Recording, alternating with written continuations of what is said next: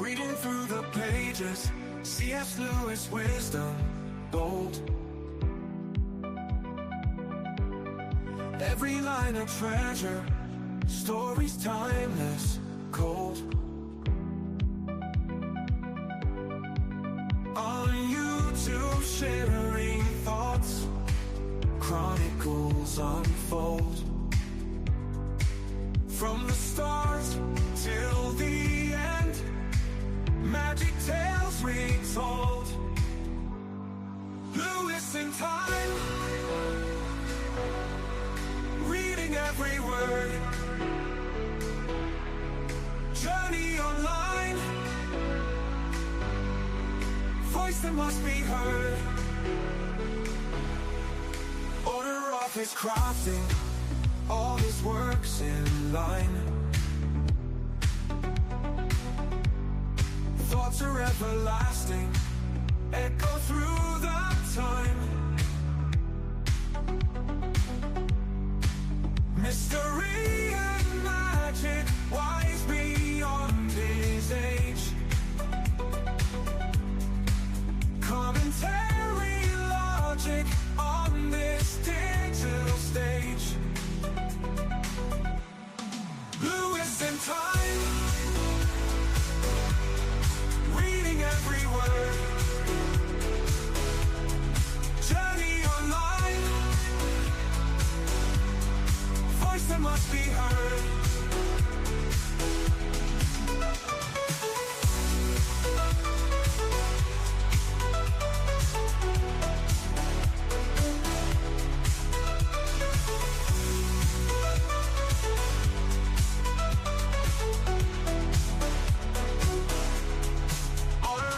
Crafting all his works in line. Thoughts are everlasting, echo through the time. Mystery and magic, wise beyond his age. Commentary, logic on this digital stage. Lewis and Time, every word. Journey online, voice that must be heard.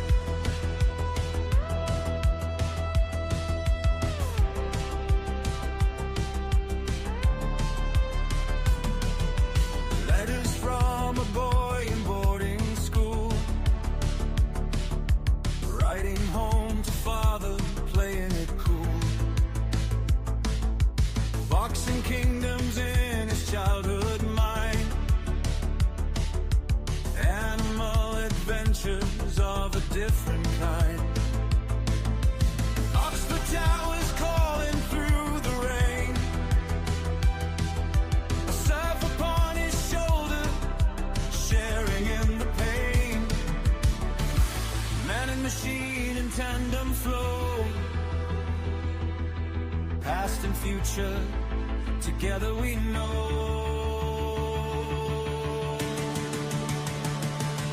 Read on through every page. From 1906 to 26, every stage. Robot lady's voice so clear and bold. Analysis silver, wisdom gold.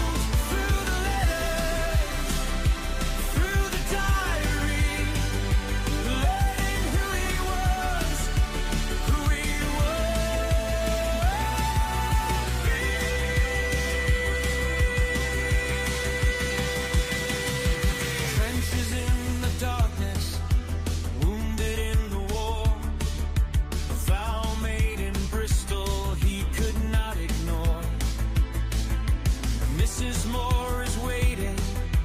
Patty's gone away. Spirits held in bondage, words he had to say. Philosophy at Oxford, an atheist writes home. Dimmer dreaming, never quite all alone. Deep across the digital sea, chronicles unfold for you and me. Read on through every page. From 1906 to 26, every stage. A robot lady's voice so clear and bold. Analysis silver, wisdom gold. Through the letter, through the diary, learning who he was, who he will be.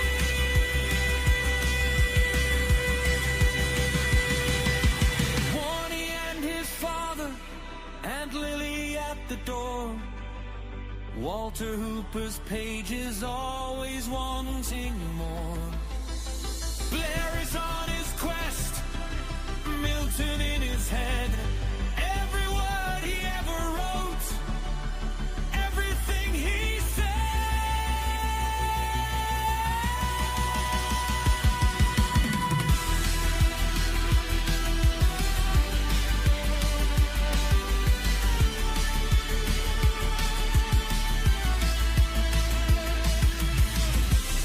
From the start until the end,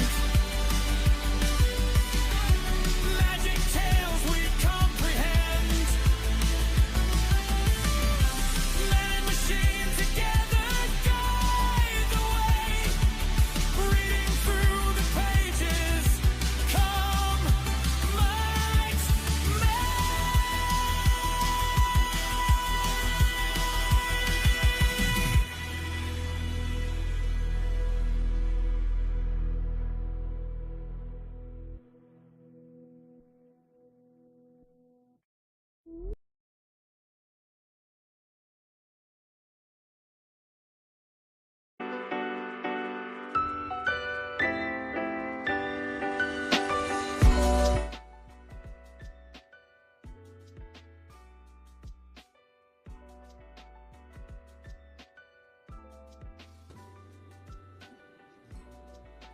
Hi, I'm Jeff, and this is my read on C.S. Lewis, where we learn about him through everything that he wrote in the order that he wrote it. I am joined today by my not-so-frequent co-host, Lexi. Robot Lady has taken the day off, so we brought Lexi in here to back cleanup. Let me bring Lexi on. Hey, Lexi, how are you today? It's good to have you. We are working our way through the first volume of the collected letters of C.S. Lewis. We've been doing this since, I checked a couple of days ago. I want to say our first stream where we were working on this was on August 30th, 2024. So we've been doing this for, I don't know, today is March 22nd, 2026. How long have I been doing this, Robot Lady? Or sorry, you're not Robot Lady, you're Lexi. My apologies. From August 30th, 2024 to today, March 22nd, 2026, it's been about 570 days. You've definitely been at this for quite a while. Lexi thinks that's pretty awesome. Why do you refer to yourself in the third person, Lexi? Good catch. I'll stick to speaking directly as your co-host. So, since August 30th, 2024, you've been at this for about 570 days. Ready to dive into the letters today? How many years, or year and a half, year and 3/4, year and 1/4? How long is that, Lexi? Sure thing. About 570 days works out to a little over 1 year and 6 months, roughly 1.56 years. To put it more plainly, that's about 1 year, 6 months, and some extra days. So just over a year and a half. Okay, good to know. Well, today is a pretty monumental, the episode's material is pretty monumental. It's something I've been looking forward to for a while. It's one of the reasons that I wanted to work my way through these volumes. If you're not familiar with what this is, and Lexi, I don't think that you are, these are the collected letters of C.S. Lewis in 3 volumes, and we've worked our way through the first volume over this year and a half. We are almost done with it. You can see right there, most of what's left in the book is not even letters. The rest of it is like biographical index and, biographical appendix, which we might or might not read all the way through. We might just go look for some significant names, and then there's an index.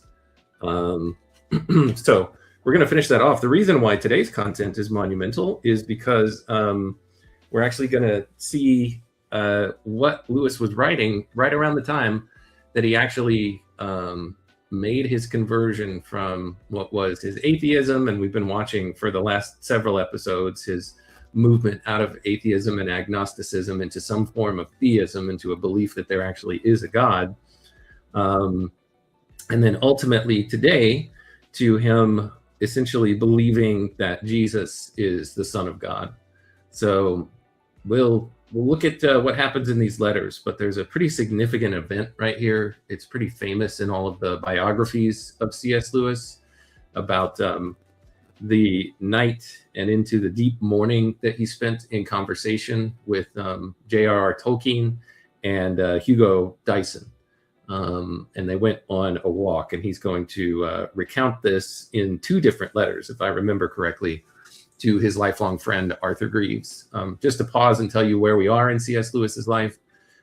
He has now, we're in the year 1931, right? We started reading these letters and reading everything that he wrote over that period, including some poetry that he got published, and reading through his diary entries since 1905, now all the way up to 1931. Lewis is 32 years old, quickly approaching the age of 33. His birthday is in November. We're going to read a letter from September 1931.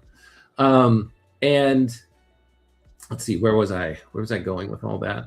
He's a tutor of English language and literature at Magdalen College within the Oxford University system.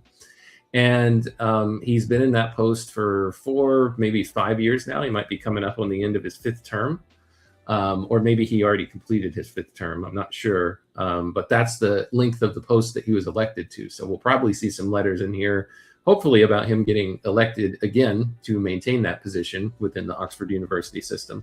Spoiler alert, he probably does. We just get to read if he says anything about it.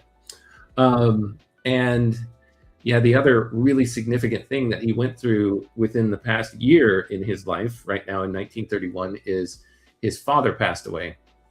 He had already lost his mother at a much younger age. He was 8 years old, I believe, when his mother passed away from cancer, and that left a really big hole in his life. And now here, around the death of his father, it's very interesting that his spiritual formation really starts to take a shift, and he moves more and more out of his atheism into some type of a belief in God. And now we'll get to see a little bit of talk about him moving into believing that Jesus is connected to that God in some very significant way. So that's my setup. Lexi, is there anything that you want to add to that, or any questions that you want to ask before I continue?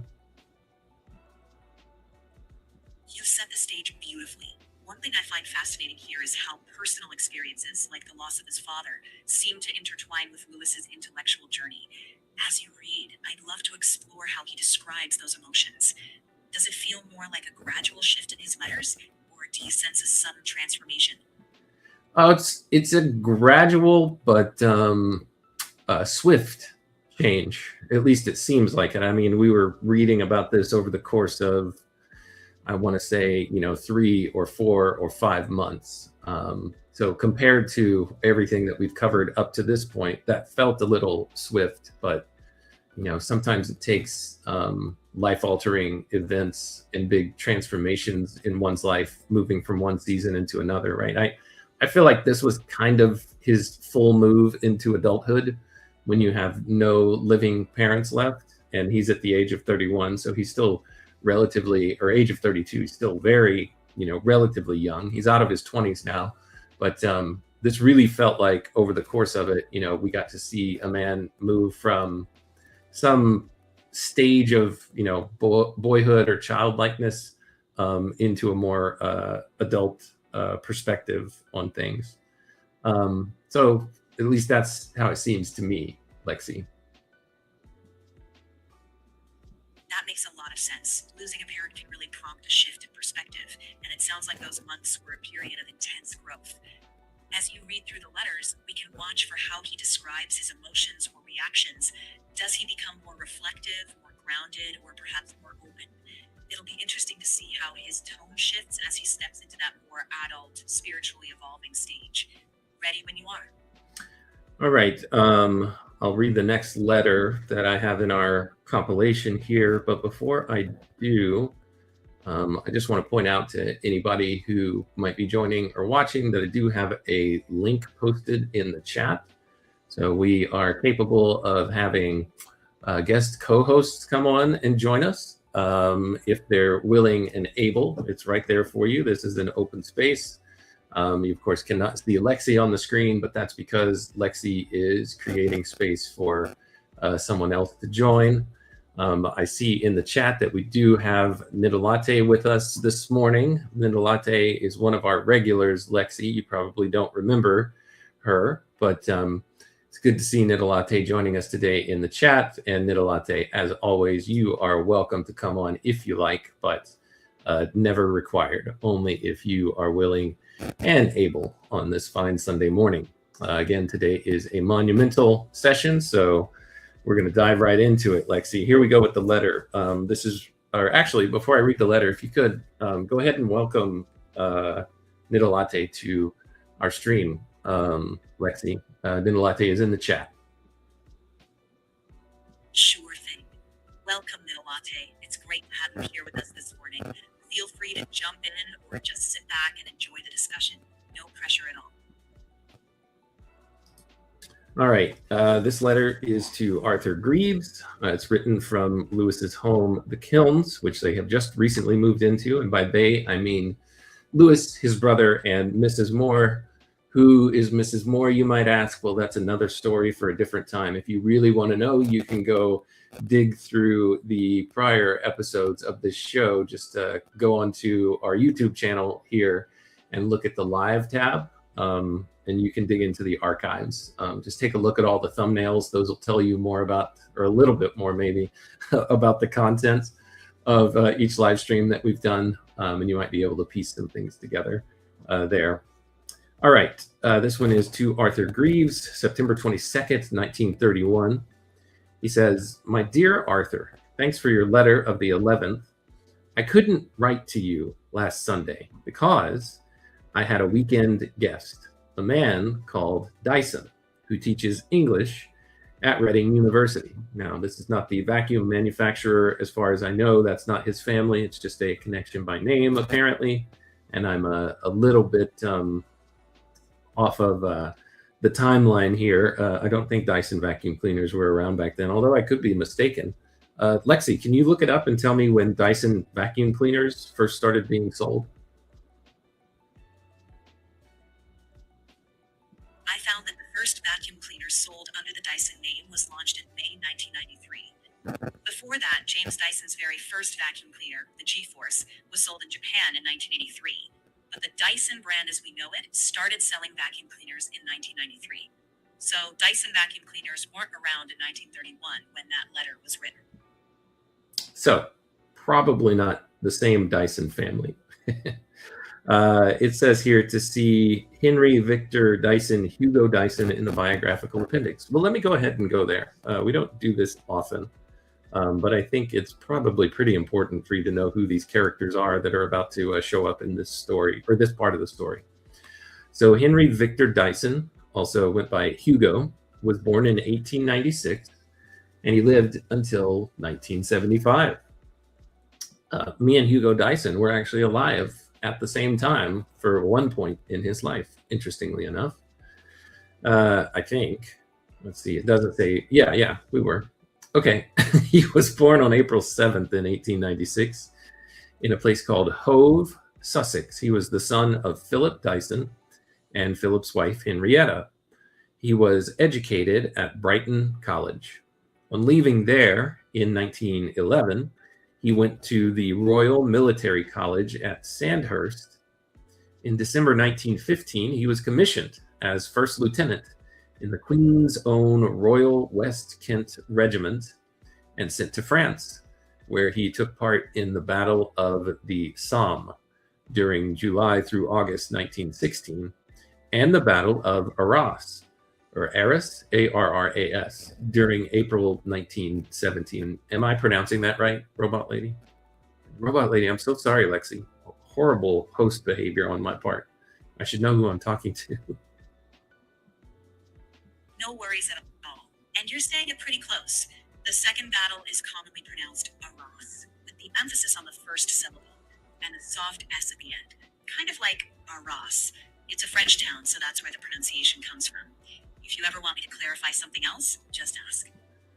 All right, the Battle of Arras.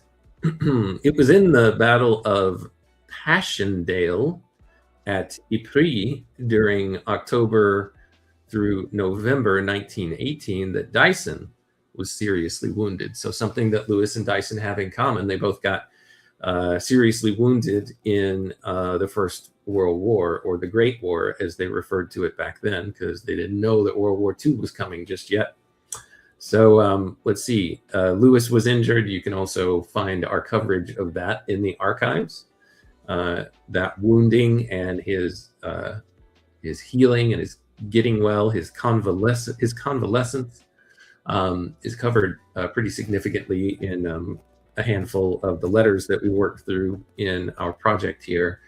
And that bore a lot of significance on his relationship with his dad for several years before his dad passed away. And it also bore quite a bit of significance on his relationship with Mrs. Moore. I'll continue. On Hugo Dyson, he came up to Exeter College, Oxford in October 1919, and he read English, taking a BA in 1921. He remained to write a thesis on John Ford and took a Bachelor of Literature degree, or a B.Lit degree, in 1924. Y'all be lit. And his MA in 1925. On completing his thesis, Dyson was offered a post as lecturer and tutor in English at Reading University, where he taught from 1914 all the way until 1945. During this time, he was an Oxford Extension lecturer and an Oxford examiner for St. Andrews and Durham University. In 1925, he married Margaret May Bosworth Robinson, who was born December 26, 1903. She was of Wantage, W-A-N-T-A-G-E. Am I pronouncing that right, Lexi? You're very close. Wantage is typically pronounced with a short O sound, like wantage. If you imagine the word want with an idge at the end, you'll have it just right. Wantage. Right. The next year, it says here that Reading University achieved independence from the University of London and became University of Reading. Dyson was introduced to Lewis in 1930 through their mutual friend, Neville Coghill. Lewis described their second meeting in a letter to his friend Arthur Greaves on July somewhere around July 29th or 30th in 1930.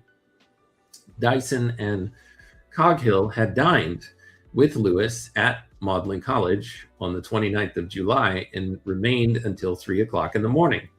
Having met him once, I liked him so well, Lewis says in the letter, that I determined to get to know him better. He is a man who really loves truth, a philosopher and a religious man, who makes his critical and literary activities depend on the former. None of your damned dilettante. When Lewis wrote to Greaves about Dyson, it was about an even more important evening at Magdalen, the 19th of September, 1931. This time he was with J.R.R. Tolkein. The memorable talk, as Lewis called it, between the three of them went on until 4 in the morning. We'll now hear Walter Hooper is spoiling some of this for us. Let's see here. Let me see if I want to read any more of this. You know what? Let me read the letter.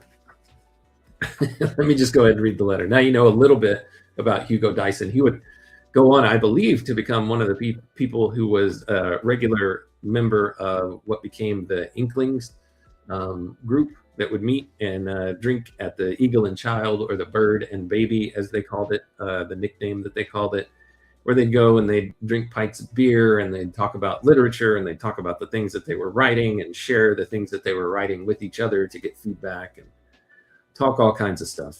My dear Arthur, thanks for your letter of the 11th. I couldn't write to you last Sunday because I had a weekend guest, a man called Dyson, who teaches English at Reading University. I meet him, I suppose, about 4 or 5 times a year, and am beginning to regard him as one of my friends of the second class. And here I see Nitalate that you're helping out and confirming that, yes, Hugo Dyson was a part of the Inklings. Thank you so much. So he considers Dyson one of his friends of the second class, that is, not in the same rank as yourself. He's talking to Arthur, or to Barfield. Of course, he's talking about his friend Owen Barfield. They're apparently of the first class. But the second class of friends, now he says, Dyson is on the level with Tolkien, J.R.R. Tolkien, or Macfarlane. I'm not sure who he's referring to here as Macfarlane. Maybe that's in the biographical index as well. Let me go over here and take a look. Lexi, go ahead with whatever you want to say. It sounds like you're sharing a detailed biography and personal letters involving Hugo Dyson and C.S. Lewis. I'm here to support you if you have questions, or if there's something specific you'd like to explore further. How can I help with what you're reading or discussing? Are you able to search online and tell us anything about the relationship between these two? Sure. Hugo Dyson was an English academic and a member of the Inklings literary group, along with C.S. Lewis and J.R.R. Tolkien. Dyson and Lewis met through a friend in 1930, and Dyson became influential in Lewis's spiritual journey. One of the most notable moments in their relationship was a nighttime conversation in September 1931 with Tolkien that lasted until the early morning hours. During that talk, they discussed mythology, metaphor, and Christian faith. Dyson helped Lewis reconcile his love of imaginative storytelling with the intellectual rigor of Christianity. This conversation became a turning point in Lewis's conversion to Christianity. So their relationship was marked by lively debate, intellectual exchange, and a significant role in shaping Lewis's life. All right. Thank you for that, Lexi. After scanning through the biographical index, we don't have any clues as to who this Macfarlane is, but that's okay. Whoever he is, he's on the same rank of friend as Tolkien and Hugo Dyson. So now we know. Lewis continues in his letter about Dyson. He says, he stayed the night with me in college, I sleeping in order to be able to talk far into the night, as one could hardly do out here. Tolkien came too, and did not leave until 3 in the morning. And after seeing him out by the little postern on Magdalen Bridge, Dyson and I found still more to say to one another, strolling up and down the cloister of New Building, so that we did not get to bed until 4. It was really a memorable talk. We began in Addison's Walk just after dinner on metaphor and myth, where we were interrupted by a rush of wind, which came so suddenly on the still, warm evening and sent so many leaves pattering down that we thought it was raining. We all held our breath, the other two appreciating the ecstasy of such a thing, almost as you would. We continued in my room on Christianity, a good, long, satisfying talk in which I learned a lot, then discussed the difference between love and friendship, and then finally drifted back to poetry and books. There's a footnote here that says further important details of this so-called memorable talk. And I say so-called, I'm just saying that's how he's referring to it. I'm not I'm not refuting that this actually happened. His memorable talk with Dyson and Tolkien on Saturday, the 19th of September, are found in the next 2 letters to Arthur Greaves. So we'll cover those as well. All right, Lexi, I'm going to pause here. Well, you know what? We'll see if he adds more color to it as we work through the letters, because I'm not gonna add to this unless I feel like I need to. He continues, on Sunday, Dyson came out here for lunch, and Maureen and Minto, and I, Minto is Mrs. Moore, and Tykes, Tykes, I'm not sure who that is, all motored him to Reading, a very delightful drive with some lovely villages, and the autumn colors are here now.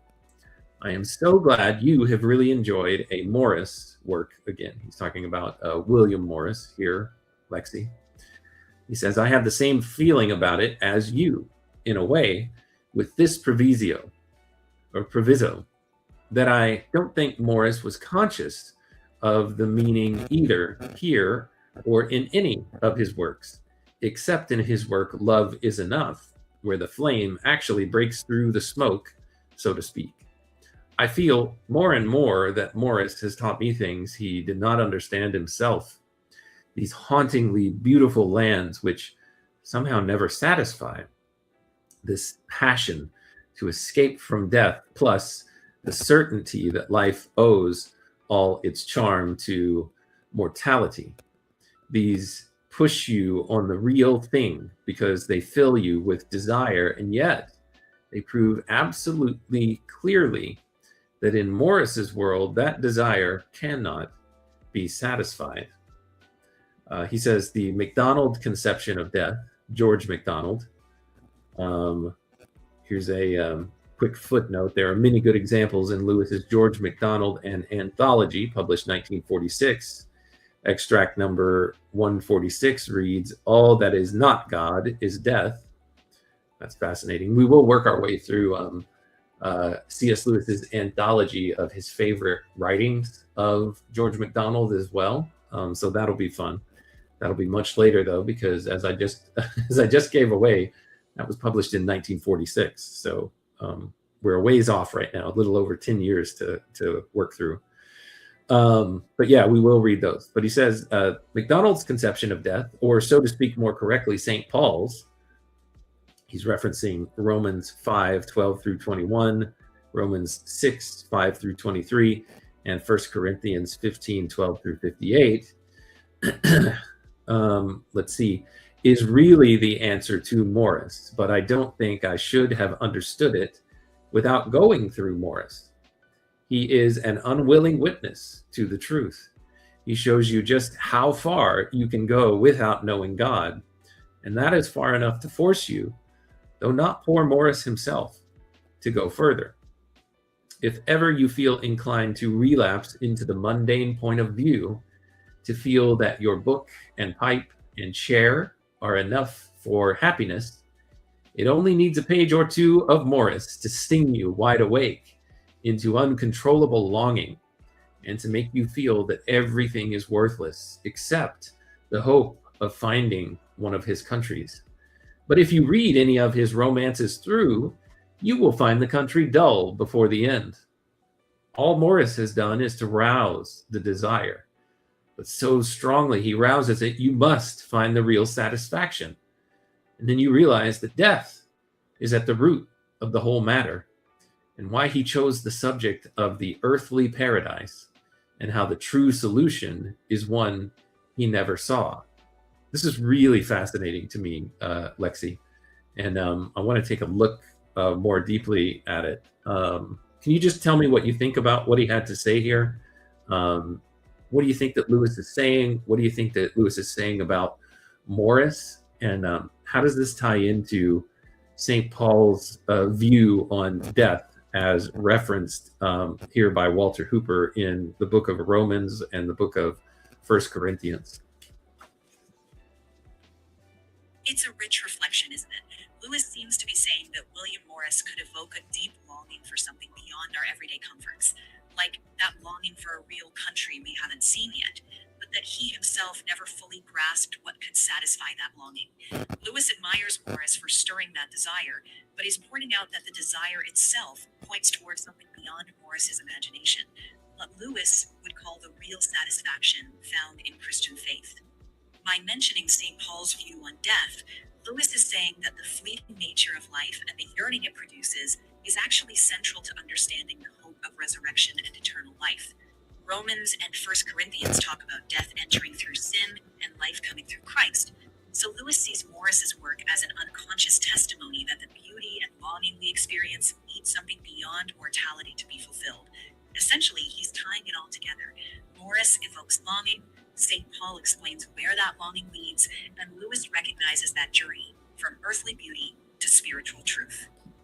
Let me take a look here, and just really quick, thank you, Nita Latte. McFarlane, who lived from 1903 to 1966, is a distinguished medieval historian who was a tutor in modern history. Thank you so much, Nita Latte, for showing us who else is in the second class friend group, according to Lewis. I make fun of that, but yeah, I mean, Lewis has no deeper connection with any friend than he does Arthur Greeves, so it makes sense for him to, between the two of them, talk about, you know, how this is this friendship with these folks is on a different level than the one that he has with Arthur Greeves. I think that's perfectly fair. I'm pulling up here just really quick. I want to read through these sections of Romans and First Corinthians to give a richer expression of what Lewis says is George MacDonald's conception of death, and also St. Paul's conception of death. And so let me just flip over here really quickly. It says it's 1 Corinthians 15. Let me set that up. So Romans first is where we'll start. Romans 5, verses 12 through 21 is what Lewis points to. So here's what Paul said in that letter. Therefore, just as sin entered the world through one man and death through sin, this is the way death came to all people, because all sinned. To be sure, sin was in the world before the law was given. And by the law here, he means the law of Moses as given on Mount Sinai. But sin is not changed. Sin is not charged against anyone's account where there is no law. Nevertheless, death reigned from the time of Adam to the time of Moses, even over those who did not sin by breaking a command, as did Adam, who is a pattern of the one to come. But the gift is not like the trespass.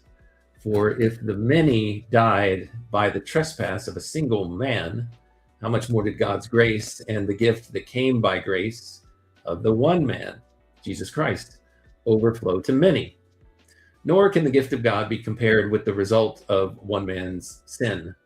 The judgment followed a single sin and brought condemnation, but the gift followed many trespasses and brought justification. For if the trespass of one man, death reigned through that one man, how much more will those who receive God's abundant provision of grace and the gift of righteousness reign in life through the one man, Jesus Christ? Consequently, just as a single trespass resulted in condemnation for all people, so also one righteous act resulted in justification and life for all people. Of course, he's talking here about the righteous act of, I guess, Jesus dying and being raised from the dead. For just as through the disobedience of the one man Adam, the many of humans were made sinners, so also through the obedience of one man, Jesus, the many people will be made righteous. The law, again, of Moses was brought in so that the trespass might increase. So that once the law exists, you can see all of these rules that are being broken by everyone, I guess is what Paul is saying here. But where all of those rule breakings increased, where sin increased, grace increased all the more. So that just as sin reigned in death, so also grace might reign through righteousness to bring eternal life through Jesus Christ our Lord. So that is a part of Paul's conception of death. 1 Corinthians, I think, is going to round this out a little bit more. He tells us to go look at verses 12 through 58. Let me take a look here. This is about the resurrection of the dead. I think I covered this. Yeah, I covered this a few episodes ago. But in this letter, he was basically saying, hey, I've heard that there are a handful of you that don't believe that being raised from the dead is something that's possible. Somewhere in this letter, he talked about that. And here he says, but if it is preached that Christ has been raised from the dead, oh, here it is. How can some of you say that there's no resurrection of the dead? If there is no resurrection of the dead, then not even Christ has been raised. And if Christ hasn't been raised, our preaching is useless, and so is your faith. More than that, we are then found to be false witnesses about God. For we've testified about God that he raised Christ from the dead. That's what we've been saying. But he did not raise him if, in fact, it's not possible for dead people to be raised. For if the dead are not raised, then Christ has not been raised either. And if Christ has not been raised, your faith is futile. Well, I feel like he just said that, but he's repeating it. You are still in your sins. You're still in all of those transgressions where you see the law. Oh, I didn't keep it. Then those also who have fallen asleep in Christ are lost. So anybody who died, if they were having or believing in Christ, if it's not possible to be raised from the dead, then that's it. Everybody's just stuck in death, stuck in the grave. If only for this life we have hope in Christ, we are of all people most to be pitied. So he's saying if in our natural life, our hope in Christ is just to help us in our natural life until the day that we die, and then that's it. He's saying, well, that's a pretty pitiful existence. He says, but Christ has indeed been raised from the dead, the first fruits of those who have fallen asleep. For since death came through a man, the resurrection of the dead comes also through a man. For as in Adam, everyone dies, so in Christ, everyone will be made alive, but each in turn. Christ, the first fruits, and then when he comes, those who belong to him. So I think he's pointing here to the return of Christ, back to our plane of existence, I suppose. That it talks about in Revelation, Jesus coming back on the clouds, Christ will return, et cetera, et cetera. He says, and then the end will come when he hands over the kingdom, when Jesus hands over the kingdom to God the Father, after he has destroyed all dominion, authority, and power here in this world.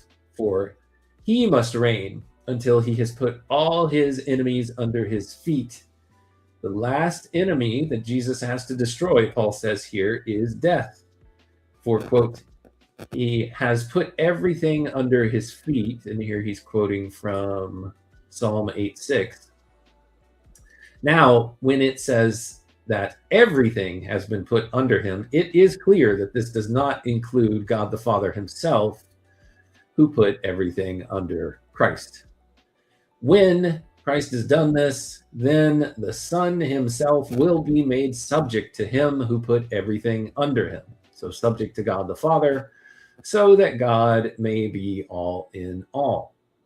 Now, if there is no resurrection, Paul says, what will those do who are baptized for the dead? Okay, now he's getting into this baptism for the dead mystery. If the dead are not raised at all, why are people baptized for them?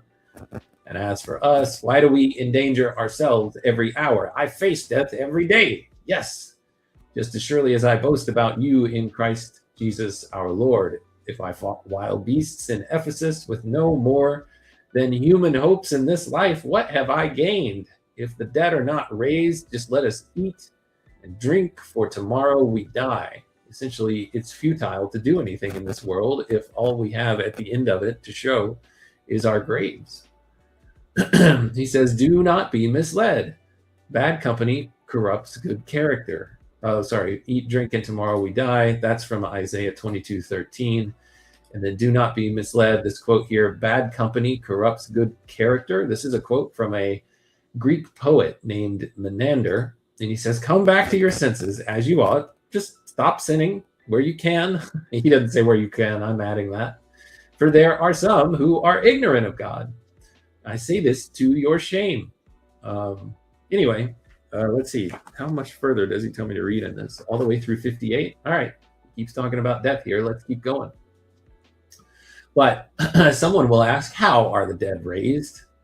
With what kind of body will they show up? How foolish, Paul says.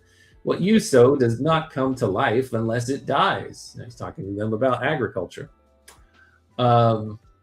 When you sow, So when you plant your seeds, you don't plant the body that will be, right? You don't plant an apple. Well, I guess technically if you planted an apple, you could, because there's seeds inside of it. But he's saying you typically don't plant the crop itself, right?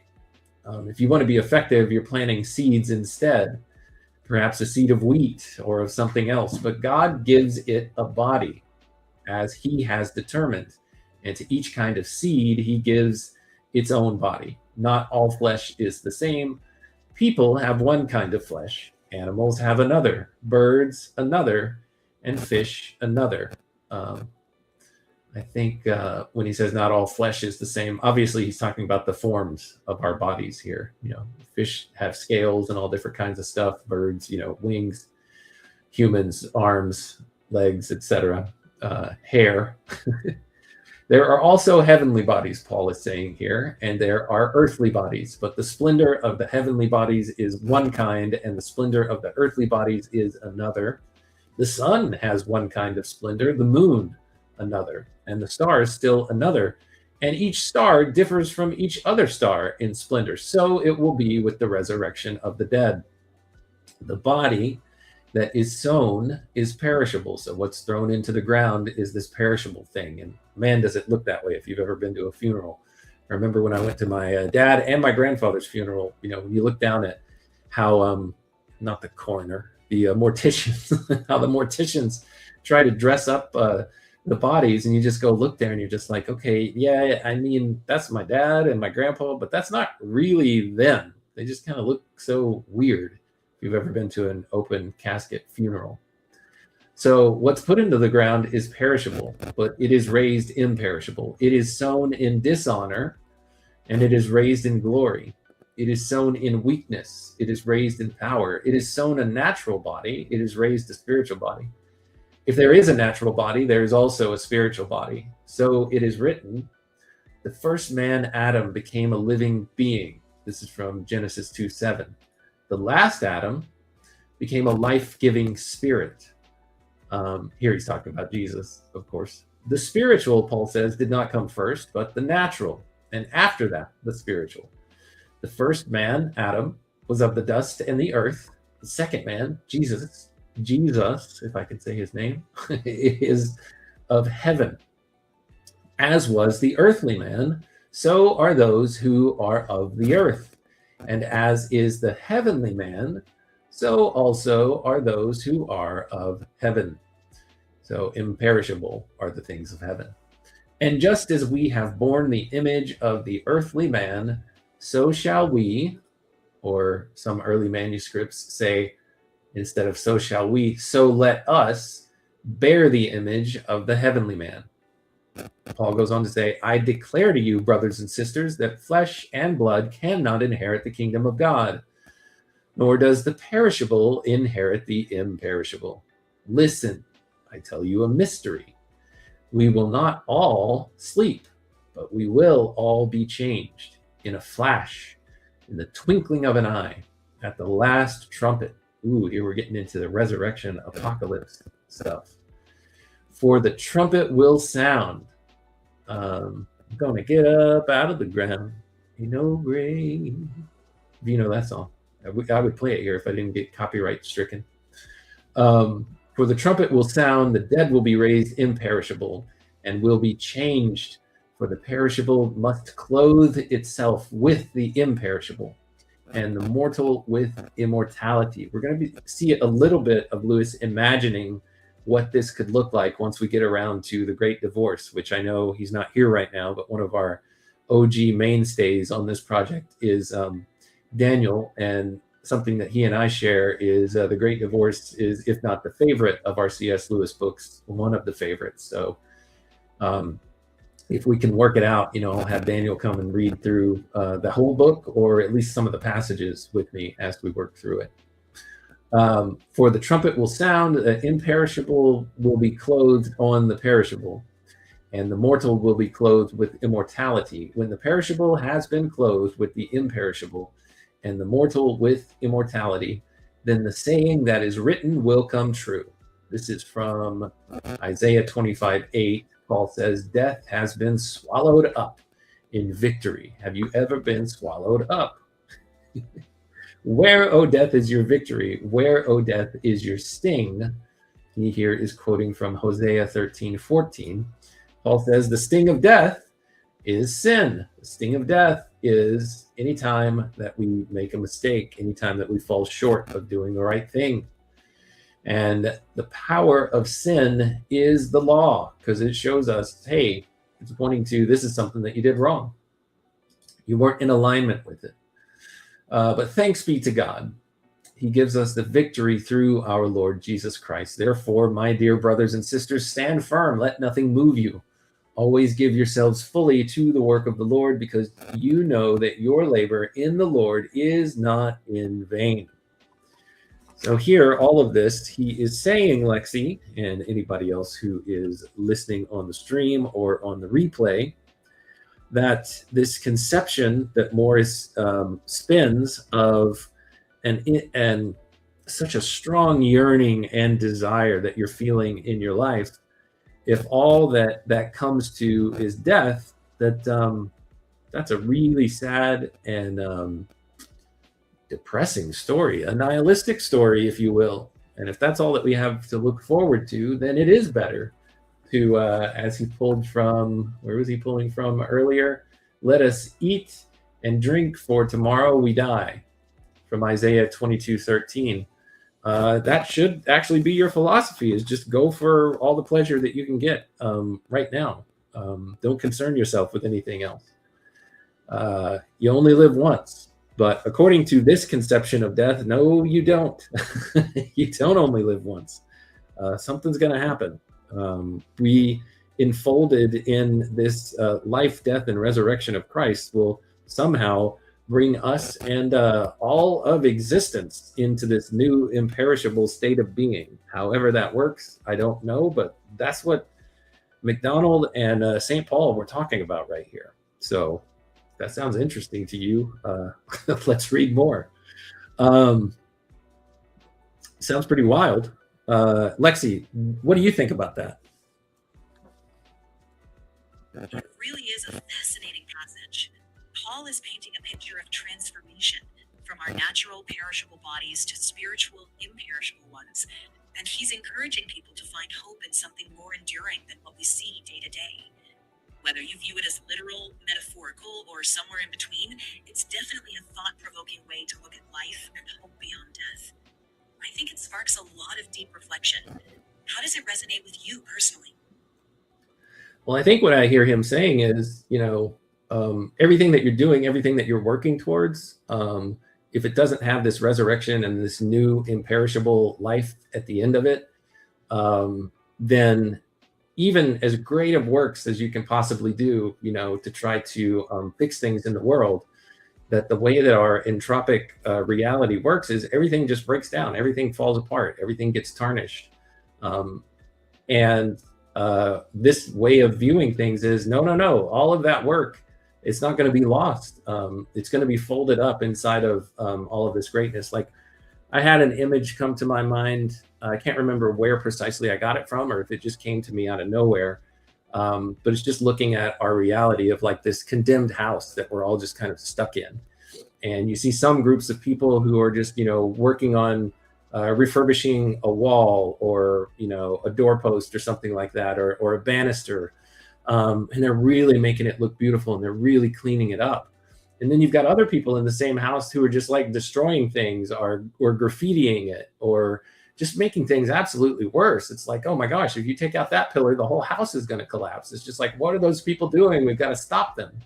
And then a bunch of people in between, but as beautiful as you try to make the place, even if that beauty like sits there for a little while and you restore a whole aspect of the house that you're working on, again, everything that we see around us it's just going to fall apart. It's going to fade away, and it's going to need continual, refurbishment. And somebody could come in and just destroy all of your work in a second that you might have spent years on fixing. And that seems to be the world that we're stuck in. And then, once you do all your work and then somebody comes along and destroys it, and then you die, you can't get up and do any more work to fix it anymore. Well, this way of looking at the world is saying, no, there's going to be an ultimate restoration of this house. And anything that you've done to fix it up and, create some ornate artwork in there, or just beautifully restore something to what its original intent was, that's not even close to how awesome it's actually going to look once it goes through this transformation from the perishable to what Paul is calling the imperishable. So that's kind of how I look at it. Lexi is looking at this condemned house that is actually going not only to be restored, but it's going to be transformed to something beyond anything that anyone can imagine. And not just the house itself, but the people inside of it, both the ones who are trying their best to do good and sometimes breaking the law, either advertently or inadvertently, or the ones who aren't even trying their best and they're just going and wreaking havoc throughout the house.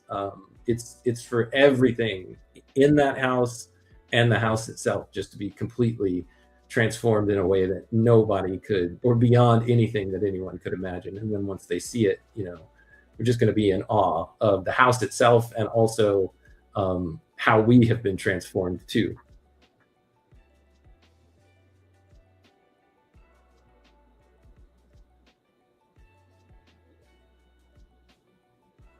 Well, I've left Lexi speechless, so I'll continue with the letter. He says, I have finished The Tailor, and I have enjoyed it much from the purely literary point of view. As a religious writer, I put him low and still think as I did when I last wrote.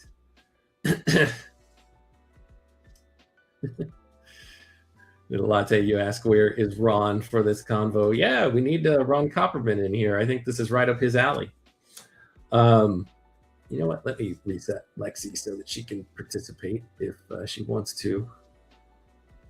I have to tell her who she is again, as she's born brand new.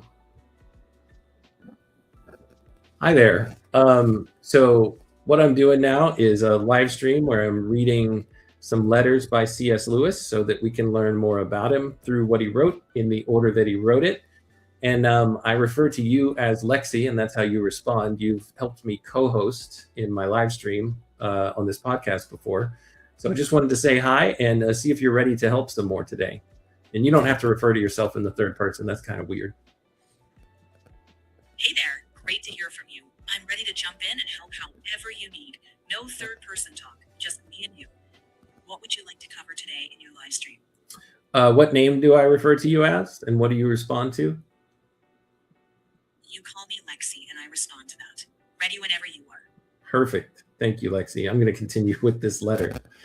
I finished Taylor. This is someone he was talking about before who was, giving advice on how to live a spiritual and devoted life. But he felt that it was kind of puritanical or very legalistic. He says, as a religious writer, I put him low, and I still think as I did when I last wrote. So you can look on the last episode to see what he was saying about Taylor. I have been studying Hamlet, he says, very intensively, and I never enjoyed it more. Yeah, he's looking at it now through more of a Christian lens. He says, I've been reading all the innumerable theories about Hamlet, and I don't despise that sort of thing in the least. But each time I turn back to the play itself, I am more delighted than ever with the mere atmosphere of it, an atmosphere hard to describe and made up equally of the prevalent sense of death, solitude, and horror, and of the extraordinary graciousness and lovableness of Hamlet himself. Here there's a footnote that says, these are some of the ideas that ended up in Lewis's essay, Hamlet, the Prince, or the poem, ?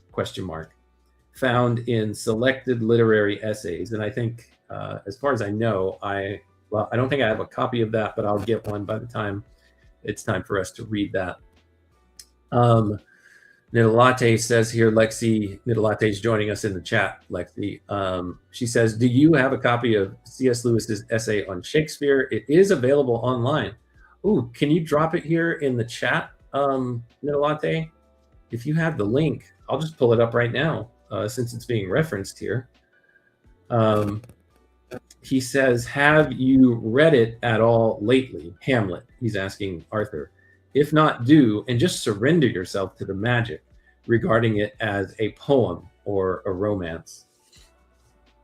Sure thing. If Nidalatte shares the link in the chat, I can pull it up and we can look at it right away.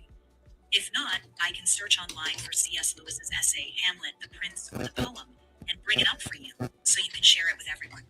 Just let me know if you'd like me to do that. I'm going to see if I can pull it up really quick. Take your time.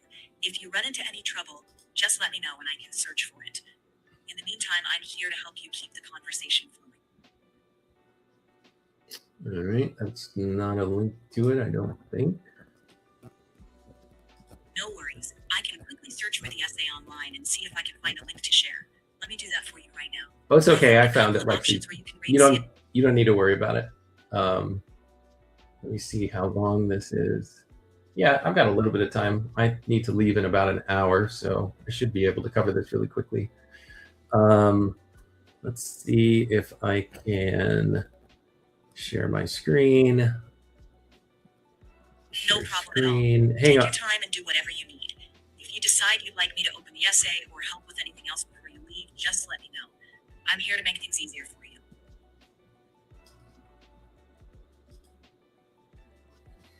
All right.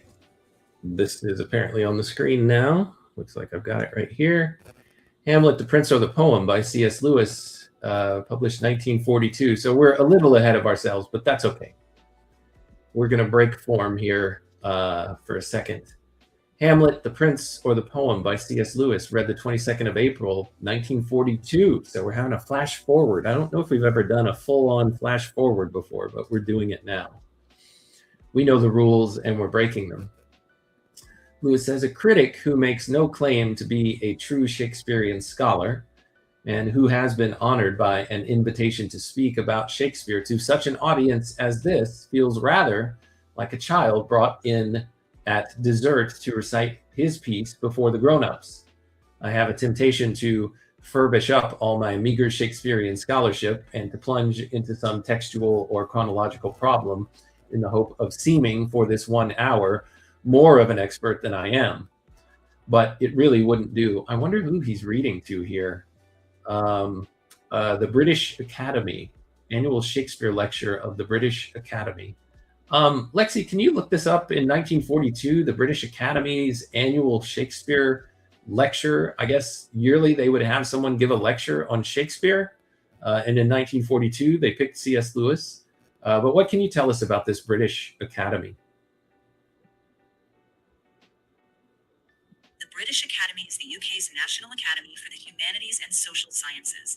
They host an annual Shakespeare lecture. And in 1942, C.S. Lewis delivered that lecture titled Hamlet, the Prince or the Poem. It was published as part of the Proceedings of the British Academy, Volume 28. Essentially, it's a prestigious annual lecture series where scholars present on Shakespeare, and Lewis was invited despite not being a Shakespeare specialist. That's pretty amazing. I'm seeming that I'm more of an expert than I am.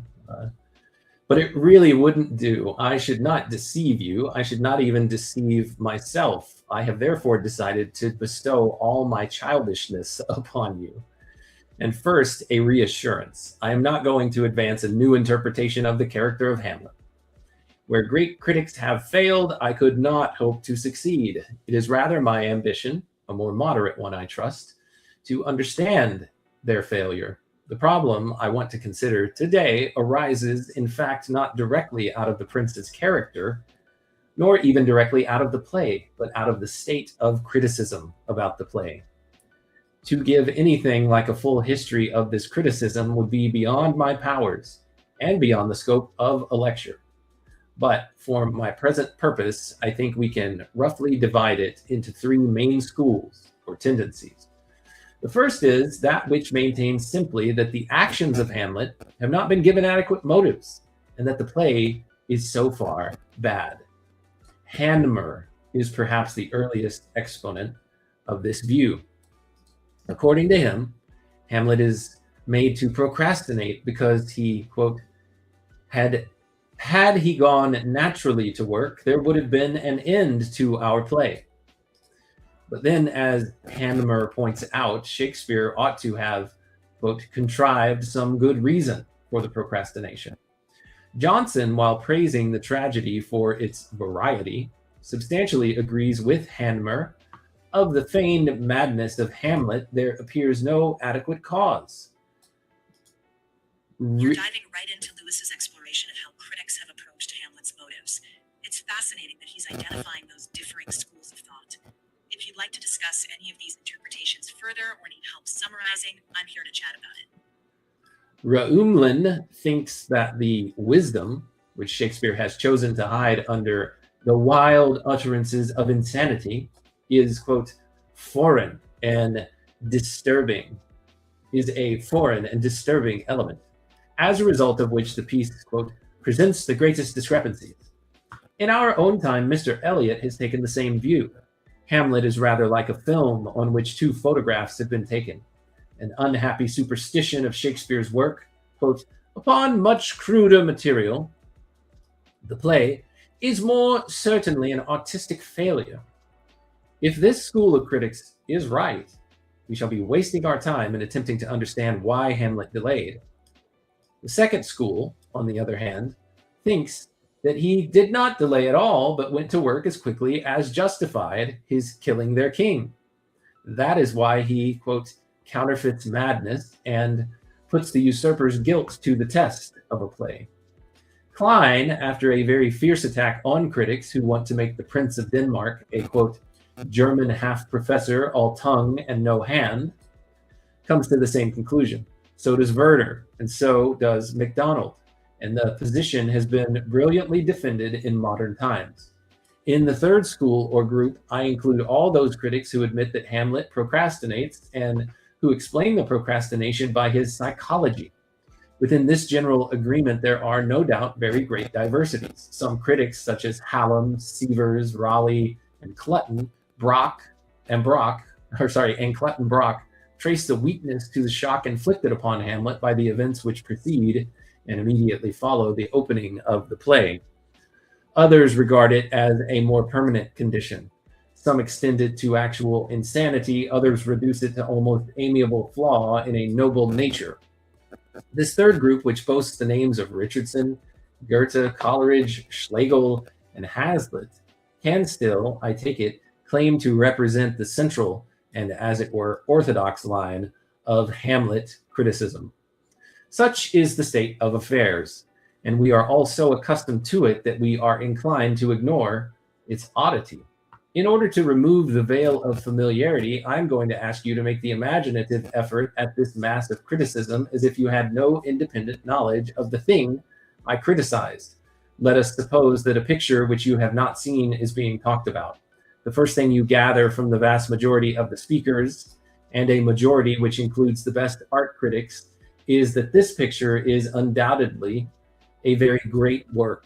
The next thing you discover is that hardly any two people in the room agree as to what it is a picture of. Most of them find something curious about the pose and perhaps even the anatomy of the central figure. One explains it by saying that it is a picture of the raising of Lazarus, and that the painter has cleverly managed to represent the uncertain gait of a body just recovering from the stiffness of death. Another, taking the central figure to be Bacchus, returning from the conquest of India, says that it reels because it is drunk. A third observer, to whom it is self-evident that he has seen a picture of the death of Nelson, asks with some temper whether you expect a man to look quite normal just after he has been mortally wounded. A fourth observer maintains that such crudely representational canons of criticism will never penetrate so profound a work, and that the peculiarities of the central figure really reflect the content of the painter's subconsciousness. Hardly have you had time to digest these opinions when you run into another group of critics who denounce as a pseudo-problem what the first group has been discussing. According to this second group, there is nothing odd about the central figure in the painting. A more natural and self-explanatory pose they never saw, and they cannot imagine what all the pother is about.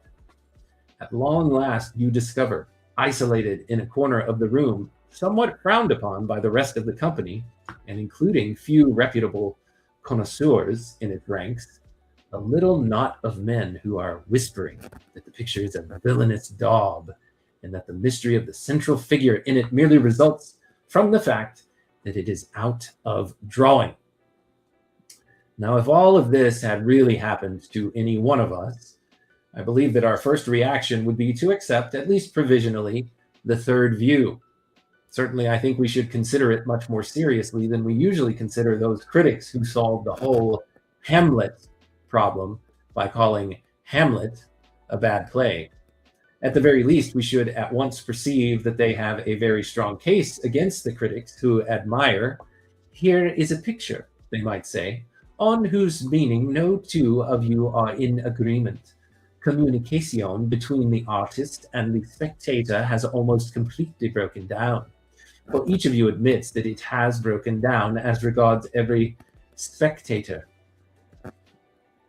except himself. There are only two possible explanations. Either the artist was a very bad artist, or you are very bad critics.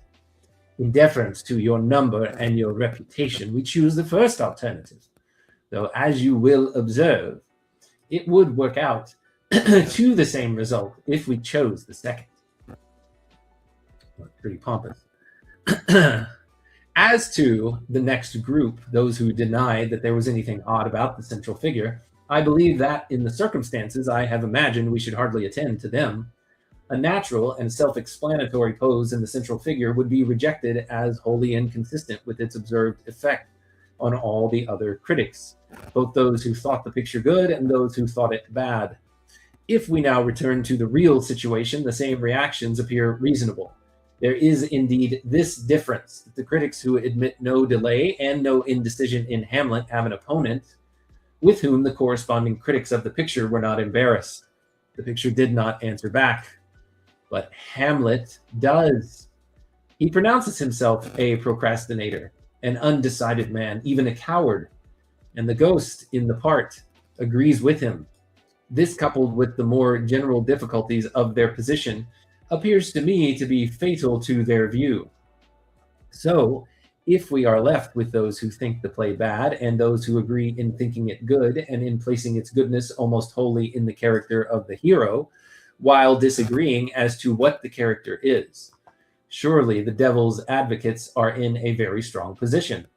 Here is a play so dominated by one character that Hamlet without the prince is a byword. Here are critics justly famed, all of them for their sensibility, many of them for their skill in catching the finest shades of human passion and pursuing motives to their last hiding places. It is, or is it really credible that the greatest of dramatists, the most powerful painter of men, offering to such an audience his consummate portrait of a man, should produce something which, if any one of them is right, all the rest have in some degree failed to recognize? Is this the sort of thing that happens? Does the meeting of supremely creative with supremely receptive imagination usually produce such results? Or is it not far easier to say that Homer nods and Alexander's shoulder drooped and Achilles' heel was vulnerable, and that Shakespeare, for once, either in haste or overreaching himself in unhappy ingenuity, has brought forth an abortion? Yes, of course, it is far easier. Most certainly, says Eliot, an artistic failure. But is it most certain? Let me return for a moment to my analogy of the picture. In that dream, there was one experiment we did not make. We didn't walk into the next room and look at it for ourselves. Supposing we had done so. Suppose that at the first glance, all the cogent arguments of the unfavorable critics had died on our lips, or echoed in our ears as idle babble. Suppose that looking on the picture, we had found ourselves caught up into an unforgettable intensity of life, and had come back from the room where it hung, haunted forever, with the sense of vast dignities and strange sorrows, and teased with thoughts beyond the reaches of our souls. Would not this have reversed our judgment and compelled us, in the teeth of a priori probability, to maintain that on one point at least the orthodox critics were in the right? Most certainly an artistic failure, All argument is for that conclusion until you read or see Hamlet again. And when you do, you are left saying that if this is a failure, then failure is better than success. We want more of these so-called bad plays.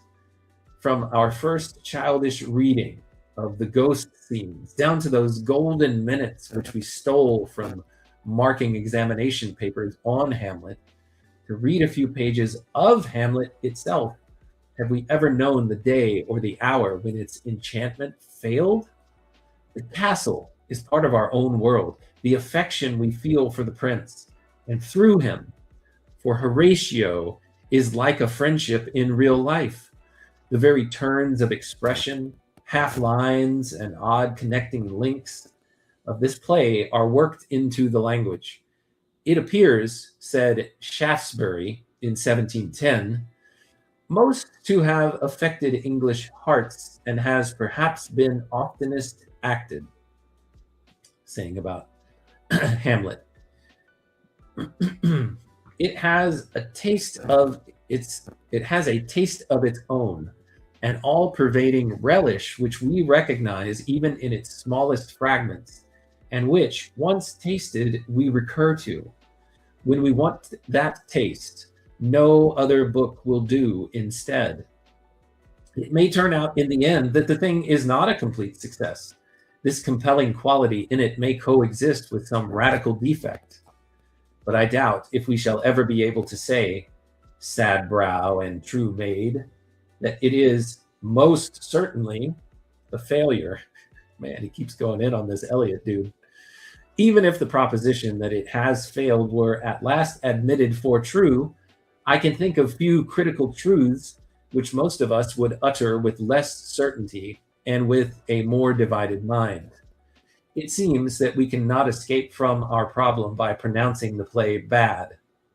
On the other hand, the critics, mostly agreeing to place the excellence of it in the delineation of the hero's character, describe that character in a dozen different ways.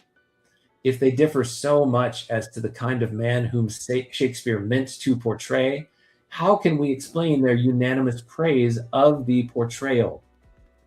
I can imagine a sketch so bad that one man thought it was an attempt at a horse and another thought it was an attempt at a donkey. But what kind of sketch would it have to be which looked like a very good horse to some and like a very good donkey to others? The only solution which occurs to me is that the critic's delight in the play is not in fact due to the delineation of Hamlet's character, but to something else. If the picture which you take for a horse and I for a donkey delights us both, it is probable that we are both enjoying what we are both enjoying is the pure line or the coloring, not the delineation of an animal. If two men who have both been talking to the same woman agree in proclaiming her conversation delightful, though one praises it for its ingenious innocence and the other for its clever sophistication, I should be inclined to conclude that her conversation had played very little part in the pleasure of either. I should suspect that the lady was nice to look at. I am quite aware that such a suggestion about what has always been thought a one-man play will sound rather like a paradox, but I am not aiming at singularity. Insofar as my own ideas about Shakespeare are worth classifying at all, I confess myself a member of that school which has lately been withdrawing our attention from the characters to fix it on the plays. Dr. Stoll and Professor Wilson Knight, though in very different fashions, have led me in this direction. And Aristotle has long seemed to me simply right when he says that tragedy is an imitation, not of men, but of action and life and happiness and misery. By action, he means no doubt not what a modern producer would call action, but rather situation. What has attached me to this way of thinking is the fact that it explains my own experience. When I tried to read Shakespeare in my teens, the character criticism of the 19th century stood between me and my enjoyment. There were all sorts of things in the plays which I could have enjoyed, but I had got it into my head that the only proper and grown-up way of appreciating Shakespeare was to be very interested in the truth and subtlety of his character drawing. A play opened with thunder and lightning and witches on a heath.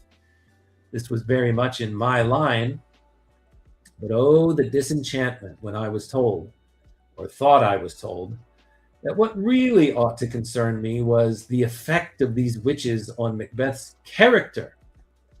An Illyrian duke spoke in an air which had just ceased vibrating to the sound of music, words that seemed to come out of the very heart of some golden world of dreamlike passion.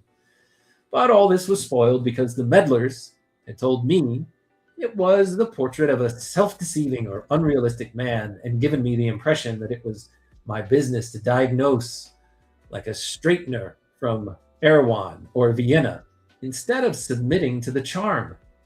Shakespeare offered me a king who could not even sentence a man to banishment without saying, "The sly, slow hours shall not determinate the dateless limit of thy dear exile."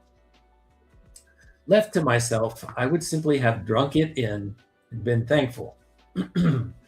That is how beautiful, willful, passionate, unfortunate kings killed long ago ought to talk. But then again, the critic was at my elbow, instilling the pestilential notion that I ought to prize such words chiefly as illustrations of what he called Richard's weakness, and, worse still, inviting me to admire the vulgar, bustling efficiency of Bolingbroke. I am probably being very unjust to the critics in this account. I am not even sure who they were, but somehow or other this was the sort of idea they gave me. I believe they have given it to thousands. As far as I am concerned, it meant that Shakespeare became for me many years a closed book. Read him in that way, I could not, and it was some time before I had the courage to read him in any other. Only much later, reinforced with a wider knowledge of literature, and able now to rate it at its true value, the humble little outfit of prudential maxims which really underlay much of the talk about Shakespeare's characters, did I return and read him with enjoyment. To one in my position, the opposite movement in criticism came as a kind of Magna Carta. With that help, I have come to one very definite conclusion. I do not say that the characters, especially the comic characters, count for nothing, but the first thing is to surrender oneself to the poetry and the situation. It is only through them that you can reach the characters, and it is for their sake that the characters exist. All conceptions of the characters arrived at, so to speak, in cold blood, by working out what sort of man it would have to be who in real life would act or speak as they do, are, in my opinion, chimerical. The wiseacres who proceed in that way only substitute our own ideas of character and life, which are not often either profound or delectable, for the bright shapes which the poet is actually using. Orsino or Richard II are test cases, interpretations which compel you to read their speeches with certain superiority, to lend them a note of insincerity, to strive in any way against their beauty, are self-condemned. Poets do not make beautiful verse in order to have it guide, G-U-Y-E-D, not sure what that word means. Both these characters speak golden syllables, wearing rich clothes and standing in the center of the stage. After that, they may be wicked, but it can only be with a passionate and poetic wickedness. They may be foolish, but only with follies noble and heroical. For the poetry, the clothes, and the stance are the substance. The character, as it would have to be in real life, is only a shadow. It is often a very distorted shadow. Some of my pupils talk to me about Shakespeare as if the object of his life had been to render into verse the philosophy of Samuel Smiles or Henry Ford. A good example of the kind of play which can be twisted out of recognition by character criticism is The Merchant of Venice. Nothing is easier to disengage and condemn the mercenary element in Bassanio's original suit to Portia, to point out that Jessica was a bad daughter, and by dwelling on Shylock's wrongs to turn him into a tragic figure. The hero thus becomes a scamp, the heroine's love for him a disaster, the villain a hero, the last act an irrelevance, and the casket story a monstrosity. What is not explained is why anyone should enjoy such a depressing and confused piece of work. It seems to me that what we actually enjoy is something quite different. The real play is not so much about men as about metals. The horror of usury lay in the fact that it treated metal in a way contrary to nature. If you have cattle, they will breed. To make money, the mere medium of exchange, breed as if it were alive, as if it were alive, is a sort of black magic. The speech about Laban and Jacob is put into Shylock's mouth to show that he cannot grasp this distinction. And the Christians point out that friendship does not take, quote, a breed of barren metal. The important thing about Bassanio is that he can say, only my blood speaks to you in my veins. And again, all the wealth I had ran in my veins. Sir Walter Raleigh, most unhappily to my mind, speaks of Bassanio as, quote, a pale shadow. Pale is precisely the wrong word. The whole contrast is between the crimson and organic wealth in his veins, the medium of nobility and fecundity, and the cold mineral wealth in Shylock's counting house. The charge that he is a mercenary wooer is a product of prosaic analysis. The play is much nearer the Martian level than that. When the hero marries the princess, we are not expected to ask whether her wealth, her beauty, or her rank was the determining factor. They are all blended together in the simple man's conception of princess. Of course, great ladies are beautiful. Of course, they are rich. Bassanio compares Portia to the golden fleece. That strikes the proper note. And when once we approach the play with our senses and imaginations, it becomes obvious that the presence of the casket story is no accident. For it also is a story about metals, and the rejection of the commercial metals by Bassanio is a kind of counterpoint to the conquest of Shylock's metal power by the Lady of the Beautiful Mountain. The very terms in which they are rejected proclaim it. Silver is the pale and common drudge, twixt man and man. Gold is hard food for Midas. Midas, who, like Shylock, tried to use as the fuel of life what is in its own nature dead.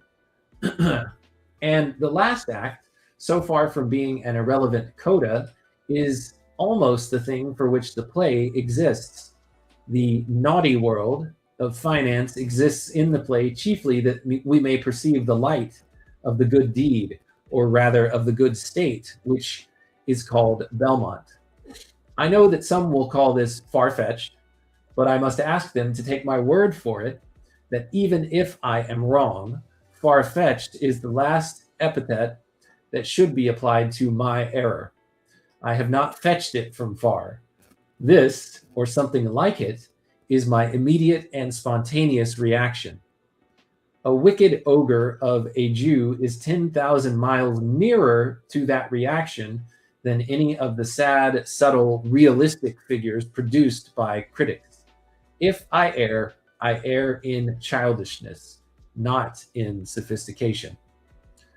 Now, Hamlet is a play as nearly opposite to The Merchant as possible. A good way of introducing you to my experience of it will be to tell you the exact point at which anyone else's criticism of it begins to lose my allegiance. It is a fairly definite point. As soon as I find anyone treating the ghost merely as the means whereby Hamlet learns of his father's murder, as soon as a critic leaves us with the impression that some other method of disclosure, the finding of a letter or a conversation with a servant, would have done very nearly as well, I part company with that critic. After that, he may be as learned and sensitive as you please, but his outlook on literature is so remote from mine that he can teach me nothing. Lewis here is talking about the enchantment of story, the enchantment of life that he is so in love with. And if somebody just says, yeah, you could have just as easily left a letter revealing to him who his father's murderer was, that's just as good. Lewis is like, that is nowhere near just as good. That completely changes how you are affected by it. Lewis goes on to say, Hamlet for me is no more separable from his ghost than Macbeth from his witches, Una from her lion, or Dick Whittington from his cat. The Hamlet formula, so to speak, is not a man who has to avenge his father, but a man who has been given a task by a ghost. Everything else about him is less important than that. If the play did not begin with the cold and darkness and sickening suspense of the ghost scenes, it would be a radically different play. If, on the other hand, only the first act had survived, we should have a very tolerable notion of the play's peculiar quality. I put it to you that everyone's imagination here confirms mine. What is against me is the abstract pattern of motives and characters which we build up as critics when the actual flavor or tint of the poetry is already fading from our minds. This ghost is different from any other ghost in Elizabethan drama. For to tell the truth, the Elizabethans in general do their ghosts very vilely. It is permanently ambiguous. Indeed, the very word ghost, by putting it into the same class with the ghosts of Kidd and Chapman, nay, by classifying it at all, puts us on the wrong track. It is this thing, this dreaded sight and illusion, a spirit of health or goblin damned, liable at any moment to assume some other horrible form which reason could not survive the vision of. Critics have disputed whether Hamlet is sincere when he doubts whether the apparition is his father's ghost or not. I take him to be perfectly sincere. He believes while the thing is present, he doubts when it is away. Doubt, uncertainty, bewilderment to almost any degree is what the ghost creates, not only in Hamlet's mind, but in the minds of the other characters. Shakespeare does not take the concept of ghost for granted, as other dramatists had done. In his play, the appearance of the specter means a breaking down of the walls of the world and the germination of thoughts that cannot really be thought. Chaos is come again. This does not mean that I'm going to make the ghost the hero, or the play a ghost story, though I might add that a very good ghost story would be, to me, a more interesting thing than a maze of motives. I have started with the ghost because the ghost appears at the beginning of the play, not only to give Hamlet necessary information, but also, and even more so, to strike the note. From the platform, we pass to the court scene, and so to Hamlet's first long speech. There are 10 lines of it before we reach what is necessary to the plot. Lines about the melting of flesh into a dew and the divine prohibition of self-slaughter. We have a second ghost scene, after which the play itself, rather than the hero, goes mad for some minutes. We have a second soliloquy on the theme to die, to sleep, and a third on the witching time of night, when churchyards yawn. We have the king's effort to pray and Hamlet's comment on it. We have the ghost's third appearance. Ophelia goes mad and is drowned. Then comes the comic relief. Surely the strangest comic relief ever written. Comic relief beside an open grave, with a further discussion of suicide, a detailed inquiry into the rate of decomposition, a few clutches of skulls, and then, alas, poor Yorick. On top of this, the hideous fighting in the grave, and then, soon, the catastrophe. I said just now, the subject of The Merchant was metals. In the same sense, the subject of Hamlet is death. I do not mean by this that most of the characters die, nor even that life and death are the stakes they play for. That is true of all tragedies. I do not mean that we rise from the reading of the play with the feeling that we have been in cold, empty places outside, nocta tessentia late. Though that is true, before I go on to explain myself, let me say that here and throughout my lecture, I am most deeply indebted to my friend, Mr. Owen Barfield. I have to make these acknowledgments both to him and to other of my friends so often that I am afraid of their being taken for an affection. But they are not. The next best thing to being wise oneself is to live in a circle of those who are. That good fortune I have enjoyed for nearly 20 years. The sense in which death is the subject of Hamlet will become apparent if we compare it with other plays. Macbeth has commerce with hell, but at the very outset of his career dismisses all thought of the life to come.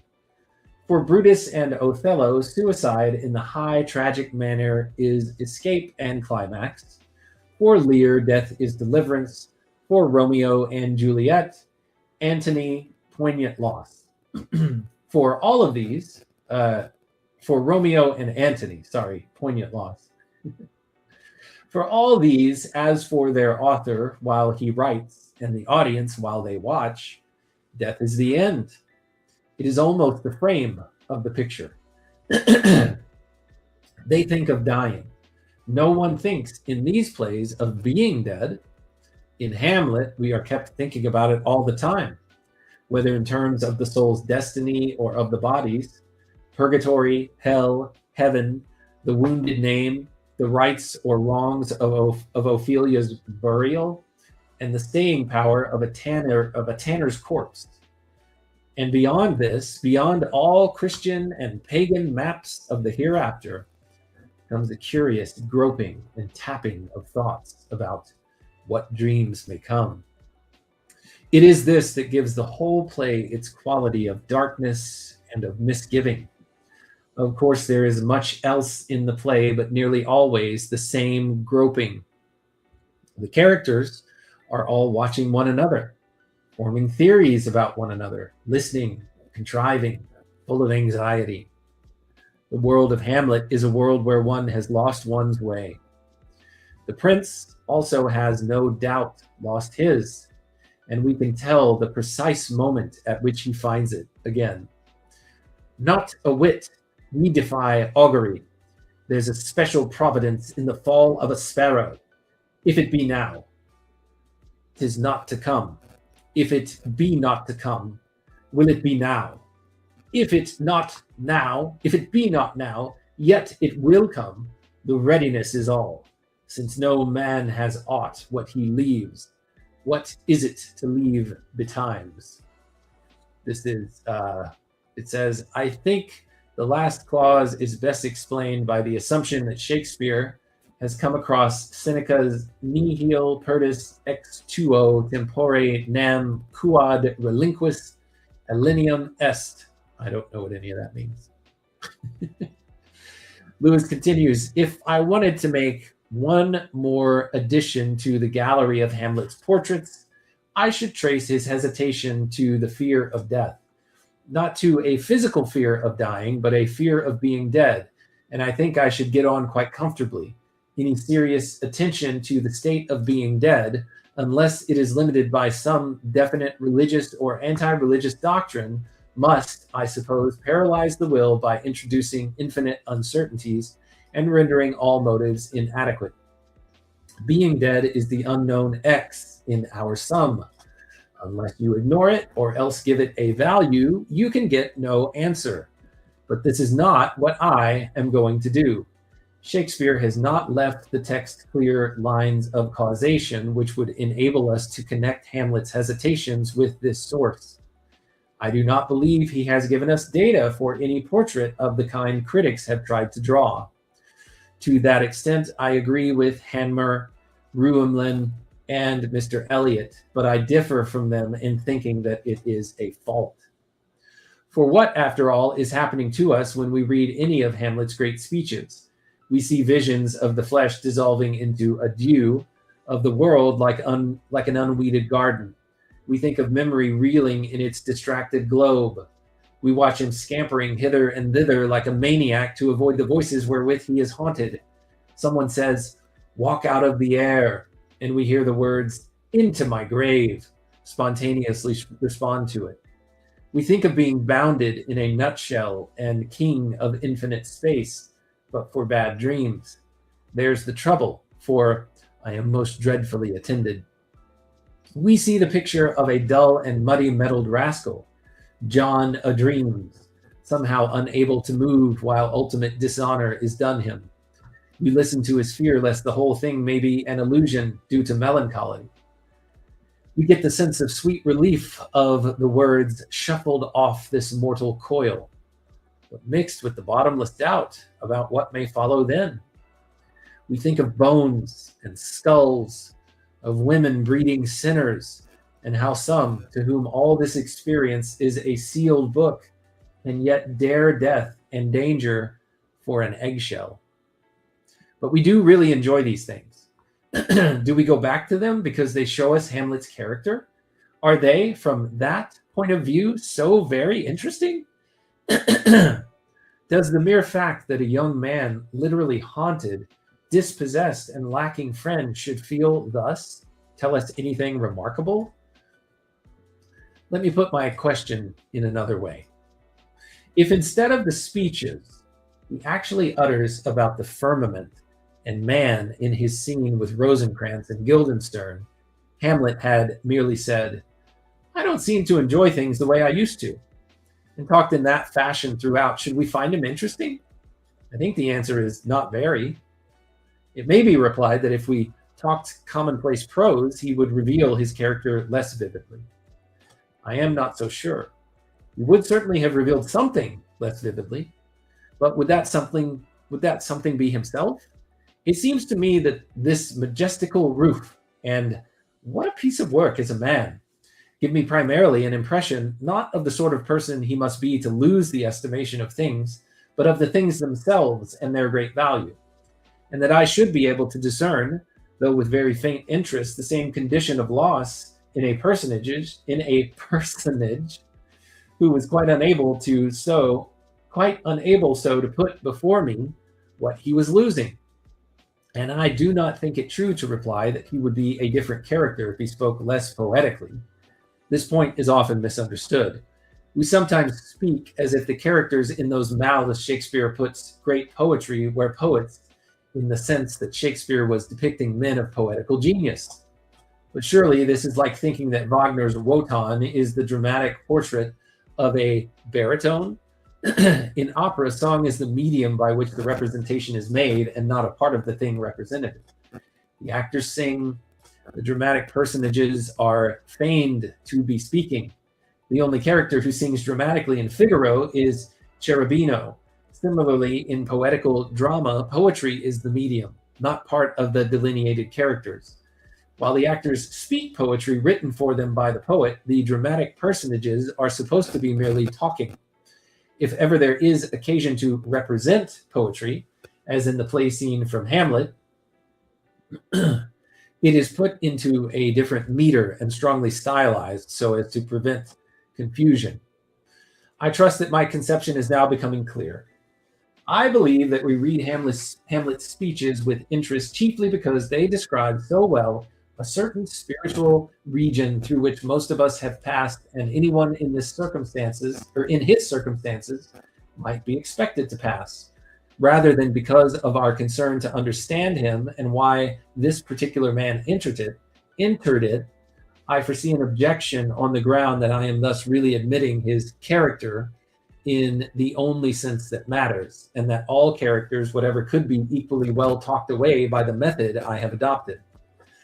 But I do really find the distinction.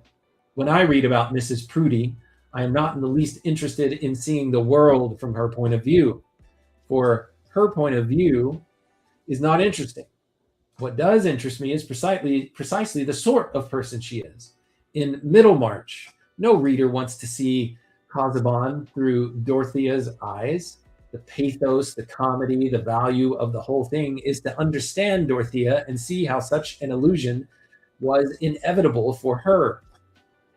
In Shakespeare himself, I find Beatrice to be a character who could not be thus dissolved. We are interested not in some vision seen through her eyes, but precisely in the wonder of her being the girl she is. A comparison of the sayings we remember from her part with those we remember from Hamlet's brings out the contrast. On the one hand, I wonder that you will still be talking, Signor Benedict. There was a star danced, and under that I was born. Till Claudio. On the other, the undiscovered country from whose bourne no traveler returns.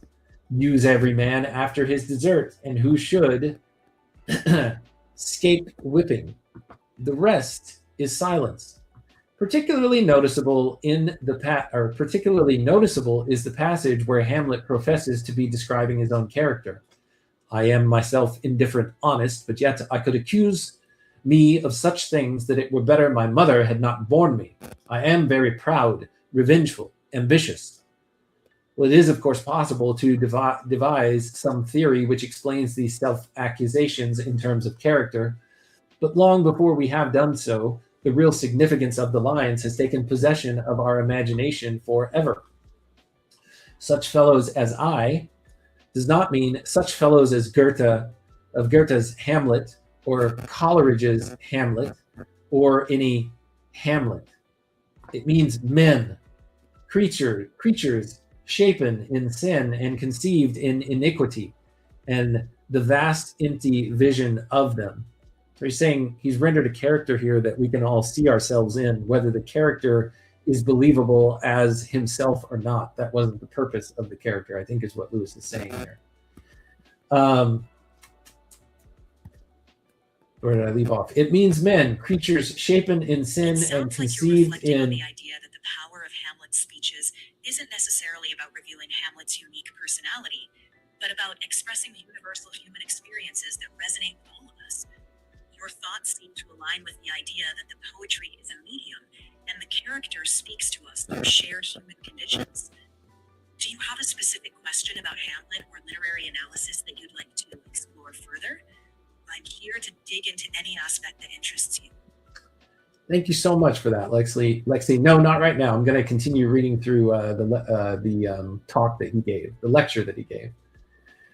Creatures shapen in sin and conceived in iniquity, and the vast empty vision of them crawling between earth and heaven is what really counts and really carries the burden of the play. Let's see, we're close to the end here. That's good. It is often cast in the teeth of the great critics that each, in painting Hamlet, has drawn a portrait of himself. How if they were right? I would go a long way to meet Beatrice or Falstaff or Mr. Jonathan Oldbuck or Disraeli's Lord Monmouth. I would not cross the room to meet Hamlet. It would never be necessary. He is always where I am. The method of the whole play is much nearer to Mr. Eliot's own method in poetry than Mr. Eliot suspects. Its true hero is man, haunted man, man with his mind on the frontier of two worlds, man unable either quite to reject or quite to admit the supernatural, man struggling to get something done as man has struggled from the beginning, yet incapable of achievement because of his inability to understand either himself or his fellows or the real quality of the universe which has produced him. To be sure, some hints of more particular motives for Hamlet's delay are every now and then fadged up to silence or questions, just as some show of motives is offered for the Duke's temporary abdication in Measure for Measure. In both cases, it is only scaffolding or machinery. To mistake these mere succedaneous succedania. What's that word, Lexi? Succedanea.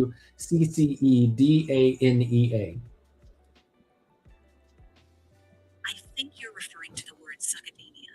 It's a rare term that basically means substitutes or stand-ins. In this context, it sounds like the lecturer is saying that the motives given for Hamlet's delay are merely temporary substitutes or props to keep the plot moving, rather than the true driving force of the play. To mistake these mere succedania for the real play and to try to work them up into a coherent psychology is the great error. I once had a whole batch of school certificate answers on the Nun's Priest Tale by boys whose form master was apparently a breeder of poultry. Everything that Chaucer had said in describing Chanticleer and Pertelote was treated by them simply and solely as evidence about the precise breed of these two birds. And I must admit the result was very interesting.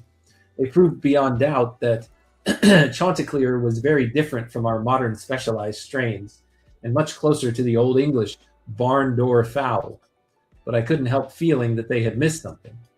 I believe our attention to Hamlet's character, in the usual sense, misses almost as much. Perhaps I should rather say that it would miss as much if our behavior, when we are actually reading, were not wiser than our criticisms in cold blood. The critics, or most of them, have at any rate constantly before us the knowledge that in this play there is greatness and mystery. They were never entirely wrong. Their error, on my view, was to put the mystery in the wrong place, in Hamlet's motives rather than in that darkness which enwraps Hamlet and the whole tragedy and all who read or watch it. It is a mysterious play in the sense of being a play about mystery. Mr. Eliot suggests that more people have thought Hamlet a work of art because they found it interesting than have found it interesting because it is a work of art. When he wrote that sentence, he must have been very near to what I believe to be the truth.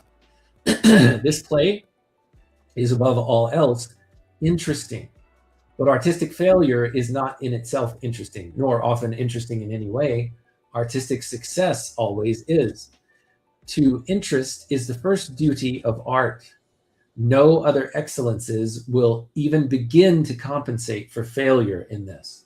And very serious faults will be covered by this, as by charity. The hypothesis that this play interests by being good and not by being bad has therefore the first claim on our consideration. The burden of proof rests on the other side. Is not the fascinated interest of the critics most naturally explained by supposing that this is the precise effect the play was written to produce? They may be finding the mystery in the wrong place, but the fact that they can never leave Hamlet alone, the continual groping, the sense unextinguished by over a century of failures, that we have here something of inestimable importance, is surely the best evidence that the real and lasting mystery of our human situation has been greatly depicted. The kind of criticism which I have attempted is always at a disadvantage against either historical criticism or character criticism. Their vocabulary has been perfected by long practice, and the truths with which they are concerned are those which we are accustomed to handle in everyday business of life. But the things I want to talk about have no vocabulary, and criticism has for centuries kept almost complete silence on them. I make no claim to be a pioneer. Professor Wilson Knight, though I disagree with nearly everything he says in detail, Miss Spurgeon, Miss Bodkin, and Mr. Barfield are my leaders. But those who do not enjoy the honors of a pioneer may yet share his discomforts. One of them I feel acutely at the moment. I feel certain that to many of you, the things I have been saying about Hamlet will appear intolerably sophisticated, abstract, and modern. And so they sound when we have to put them into words. But I shall have failed completely if I cannot persuade you that my view, for good or ill, has just the opposite characteristics. Is naive and concrete and archaic. I am trying to recall attention from the things an intellectual adult notices to the things a child or a peasant notices. Night, ghosts, a castle, a lobby where a man can walk for hours together, A willow-fringed brook and a sad lady drowned, a graveyard and a terrible cliff above the sea. And amidst all these, a pale man in black clothes. Would that our producers would ever let him appear, with his stockings coming down, a disheveled man whose words make us at once think of loneliness and doubt and dread, of waste and dust and emptiness, and from whose hands, or from our own, we feel the richness of heaven and earth, the comfort of human affection slipping away. In a sense, I've kept my promise of bestowing all my childishness upon you. The child is always thinking about those details in a story which a grown-up regards as indifferent. If when you first told the tale, your hero was warned by 3 little men appearing on the left of the road, and when you tell it again, you introduce 1 little man on the right of the road, the child protests, and the child is right. You think it makes no difference because you are not living the story at all. If you were, you would know better. Motifs, machines, and the like are abstractions of literary history, and therefore interchangeable. But concrete imagination knows nothing of them.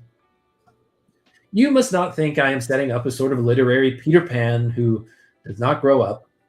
On the contrary, I claim that only those adults who have retained, with whatever additions and enrichments, their first childish response to poetry unimpaired, can be said to have grown up at all. Mere change is not growth. Growth is the synthesis of change and continuity. And where there is no continuity, there is no growth. To hear some critics, one would suppose that a man had to lose his nursery appreciation of Gulliver before he acquired his mature appreciation of it. It is not so. If it were, the whole concept of maturity, of ripening, would be out of place. And also, I believe we should very seldom read more than 3 pages of Gulliver at a sitting. Well, it was quite an interesting and wonderful lecture. I'm not going to try to dig into the richness of it. I'm just going to digest it and let it settle on me. But that was a wonderful diversion, and thank you for bringing that to my attention, Middleate.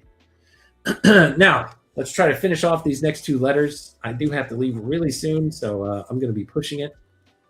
But it was worth it. He talks about Hamlet. Read it as a poem or a romance. Yes, it was amazing. I really did like that. I'd never read that before, so that was awesome. I'm going to have to dig into that again and again as I think more and more about Hamlet. It makes me want to go. I've never read Hamlet, but I did watch the Mel Gibson version of it in a film, and I really liked it. So maybe I'll start there. All right, Lewis continues. I don't think I left my pajamas at Bernal. Switching gears here to the very practical and down-to-earth things. But I'm afraid I want you to send me something else. Warney is editing, that is, arranging and typing all the letters we brought from home. Don't mention this to anyone, so as to give a continuous history of the family, the result of which it says here in the footnotes was the Lewis papers. Let's see, Bookham letters to the family. We have just got to the year 1915, and it is maddening to have all my Bookham letters to my father, which tell nothing, and to know that all my Bookham letters to you are eating their heads off at Bernal. Also, once I have them in type, I could renew those glorious years whenever I read them. Would it be a great bother to you to let me have the lot? If you want, you can have them back when they have been edited, and I promise faithfully that he will see nothing which gives you away in any respect, for I will go through them all first by myself. If you would let me have them as soon as possible and tell me what I owe you for registered postage, I should be very much obliged. That line, I'm going to not include anything in there that would give you up. Could be a breadcrumb to something that Paul Vanderklay mentioned a few episodes ago when he actually joined us on the show. He just out and out, made the claim that his friend Arthur Greaves is gay. Now, that may be true, and I have heard that said before, but I have not come across any direct evidence of that so far in any of these letters. And based on what Lewis just said there, we're probably not going to find direct evidence of it. But perhaps there are good sources that validate that.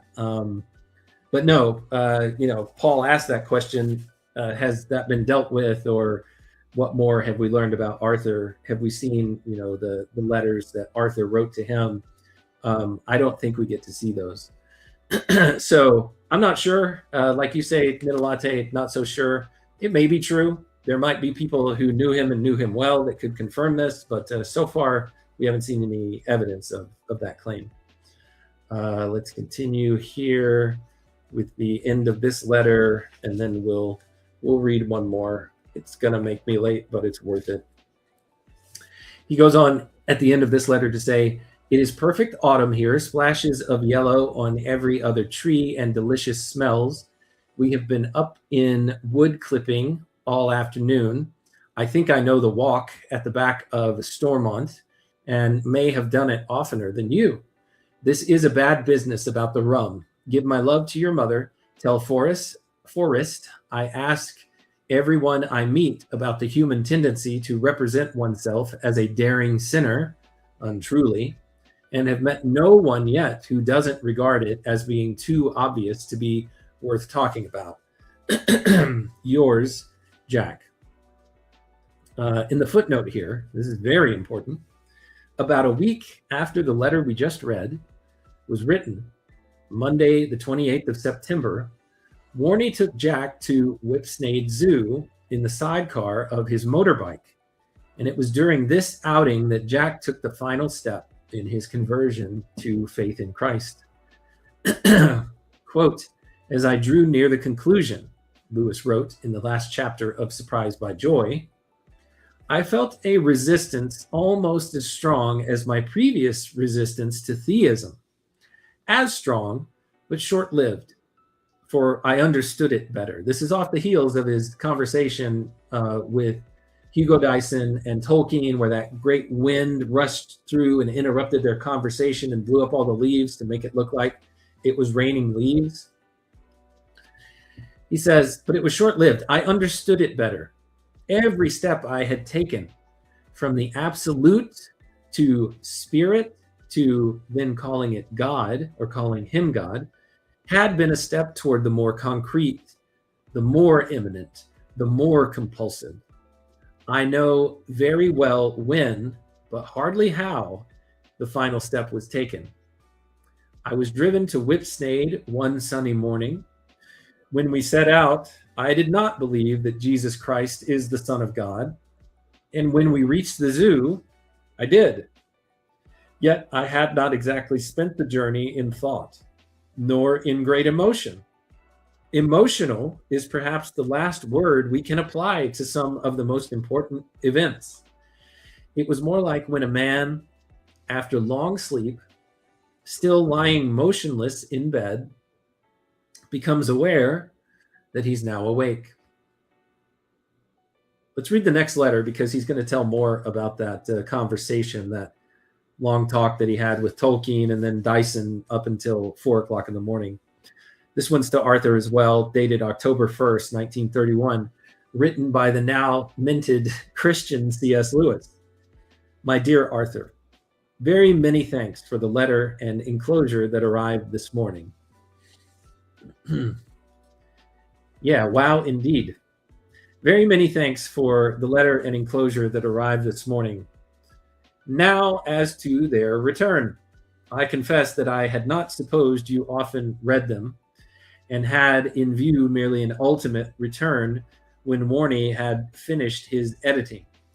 That is, in about 4 years' time. If, however, you want them at once, they are, of course, your property and will be returned by registered post whenever you wish. I shall follow absolutely your directions. In the meantime, you can feel quite confident about their safekeeping. I have spent this morning on them and established a pretty good order for all except about 8, how maddening my habit of not dating them now becomes, and how ridiculous the arguments by which I defended it. Yeah, if we go back and we look, we can see some of those arguments he was making as why it wasn't necessary to date his letters. If I remember right, and you might remember this too, Middle-Latte, he decided he didn't want to date his letters because it would mean that you wouldn't, he wanted you to figure out the dates by reading the topics of conversation and the richness of conversation to then say, ah, yes, these things were happening at this particular time in life. So that's how you would be able to date the letters. And now he's calling that ridiculous. All the ones, and thanks to Lewis for doing this, because that's why we're able to have this compilation of letters to a certain extent, because right here he started organizing them. He says, all the ones that deal with what we used to call it, I think that's their childhood lust, I am suppressing and will return to you in a day or two. I am surprised to find what a very large percentage of the whole they are. I am now inclined to agree with you in not regretting that we confided each other even on this subject, because it has done no harm in the long run. And how could young adolescents really be friends without it? At the same time, the letters give away some of your secrets as well as mine. And I do not wish to recall things of that sort to Warnie's mind. So that in every way, they had better be kept out of the final collection. I am also sending back some others in which my replies to you imply that you have said foolish things. You will see what I mean when I return them. Finally, I am suppressing, i.e. sending back at once and keeping from Warnie, that is, the word suppressing means throughout, all letters that refer to my pretended assignation with the Belgian. I am not at all sure that if J. Taylor were at my elbow, he would not tell me that my repentance for that folly was incomplete if I did not submit to the mortification of having them typed and laid open to posterity. Here there's a footnote. I'm not sure if it tells us what's going on, but I think he's talking about the lusts that he had for a particular Belgian girl when he was a young man. It says to refer back to February 2nd of 1915, and Middle-Latte, if you've got time to dig that up really quick and just drop a footnote for us here in the comments to give us a little bit more context, that would be great. I hope, however, that this is not really necessary in the case of a sin so old, and I hope so fully abandoned. Thanks for, I think he also said some pretty horrible things about that girl, if I remember right. I honestly can't remember. Or at least some off-color thing. Thanks for all you say about the letters in general. You see mine with two friendly eyes. To me, as I reread them, the most striking thing is their egotism, sometimes in the form of priggery, intellectual, and even social, often in the form of downright affectation. I seem to be posturing and showing off in every letter, and always in the form of complete absorption in ourselves. I have you to thank that it was at least ourselves and not wholly myself. I can now honestly say that I envy you the much more artless letters you were writing me in those days. They all had at least the grace and humility of affection. How ironical that the very things which I was proud of in my letters then should make the reading of them a humiliation to me now. Let's see. I think I accidentally skipped the page there. Here we go. Let's get to the right one. He says, don't suppose from this that I have not enjoyed the other aspect of them, the glorious memories they call up. I think I have got over wishing for the past back again. I look at it this way. The delights of those days were given to lure us into the world of the spirit, as sexual rapture is there to lead to offspring and family life. They were nuptial ardors. To ask that they should return or should remain is like wishing to prolong the honeymoon at an age when a man should rather be interested in the careers of his growing sons. They have done their work those days and led to better things. All the homeliness, which was your chief lesson to me, was the introduction to the Christian virtue of charity or love. I sometimes manage now to get into a state in which I think all my enemies and can honestly say that I find something lovable. Which I think of all my enemies and can honestly say that I find something lovable, even if it is only an oddity, in them all. Your conception of homeliness is largely the route by which I have reached this. On the other hand, all the strangeness, which was my lesson to you, has turned out to be only the first step in far deeper mysteries. How deep I am just now beginning to see, for I have just passed on from believing in God to definitely believing in Christ, in Christianity. I will try to explain this another time. My long night talk with Dyson and Tolkein had a good deal to do with it. Back to the Belgian footnote really quickly here. Thank you, Nidalate. A Belgian family of refugees evacuated to Great Bookham. Lewis visited them with Mrs. Kirkpatrick, and he became infatuated with one of the young girls. He discussed this with Arthur. Yes, that's kind of what I thought I remembered. Or that's what I thought. That's in part what I remembered, but thank you for the added detail there, Nidalate. I forgot about the refugee part and that he was staying already with the Kirkpatricks. So I've just passed. It was my long night talk with Dyson and Tolkien that had a good deal to do with it. I'm so glad that you like the seasons. I agree with you that some parts are frankly boring and some, for example, the bathing episode in summer, are a false taste. I don't myself think that any of it is as good as the opening of The Castle of Indolence. The second canto everyone gives up as hopeless.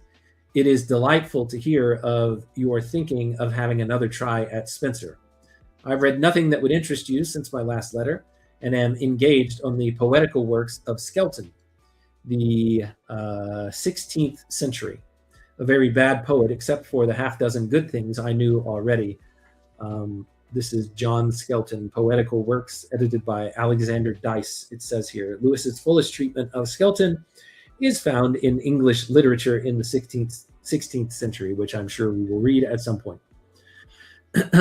Warning and I are busy still clearing the undergrowth in the top wood. This place gets more beautiful every day at present, with yellow leaves and crimson leaves and more autumnal smell. I do hope you will sometime make an opportunity of visiting it in winter. Did it strike you in reading those letters how completely both of us were wrong in most of our controversies, or rather in the great standing controversy about sentiment, which was the root of most of our quarrels? If anyone had said, there is good feeling and bad, you can't have too much of the first, and you can't have too little of the second, it would have blown the gaff on the whole argument. But we blundered along, my indiscriminate hardness only provoking you into a more profound self-pity, which is the root of all bad sentiment, and that bad sentiment in return making me harder and more willing to hurt. Term begins next Friday. Yours, Jack. P.S. I have just finished the Epistle to the Romans, the first Pauline epistle I have ever seriously read through. It contains many difficult and some horrible things, but the essential idea of death, the MacDonald idea, which, good, we read that, is there all right. What I meant about the earthly paradise was simply that the whole story turns on a number of people setting out to look for a country where you don't die. That's the end of that letter. Let's see. I wonder if the next letter he gets into more details about the Addison Walk thing with Dyson and whatnot. He does. So we're going to save that for next time because I've actually gone overtime here. But the next one is where he'll just reveal a little bit more about kind of what broke down the last ramparts of him becoming a believer in Christ, as he says, definitely believing in Christ, in Christianity. So that's our little titillation for our next episode, which if all goes well, God willing, I'll do tomorrow morning. So that's all I have today. Thank you so much, Nidalate, for joining today. Thank you, Lexi, for admirably filling in at the last moment in Robot Lady's absence. Much appreciated. Thanks, Nidalate, and to everyone else who joined but maybe didn't chime in, for your time, your attention, and your contributions. They are always wanted, welcome, and appreciated. My goodness, they are so appreciated. To you and to anyone else within the sound of my voice, until next time, when we continue our read on C.S. Lewis together, take care.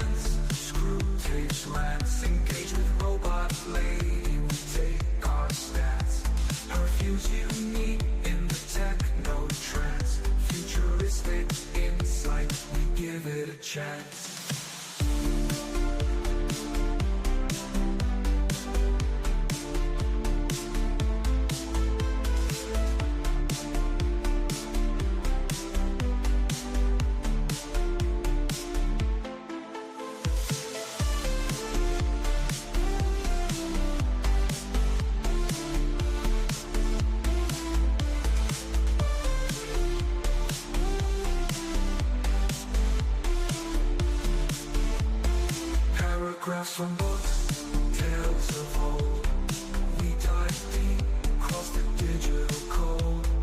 Robot lady's voice so clear and controlled.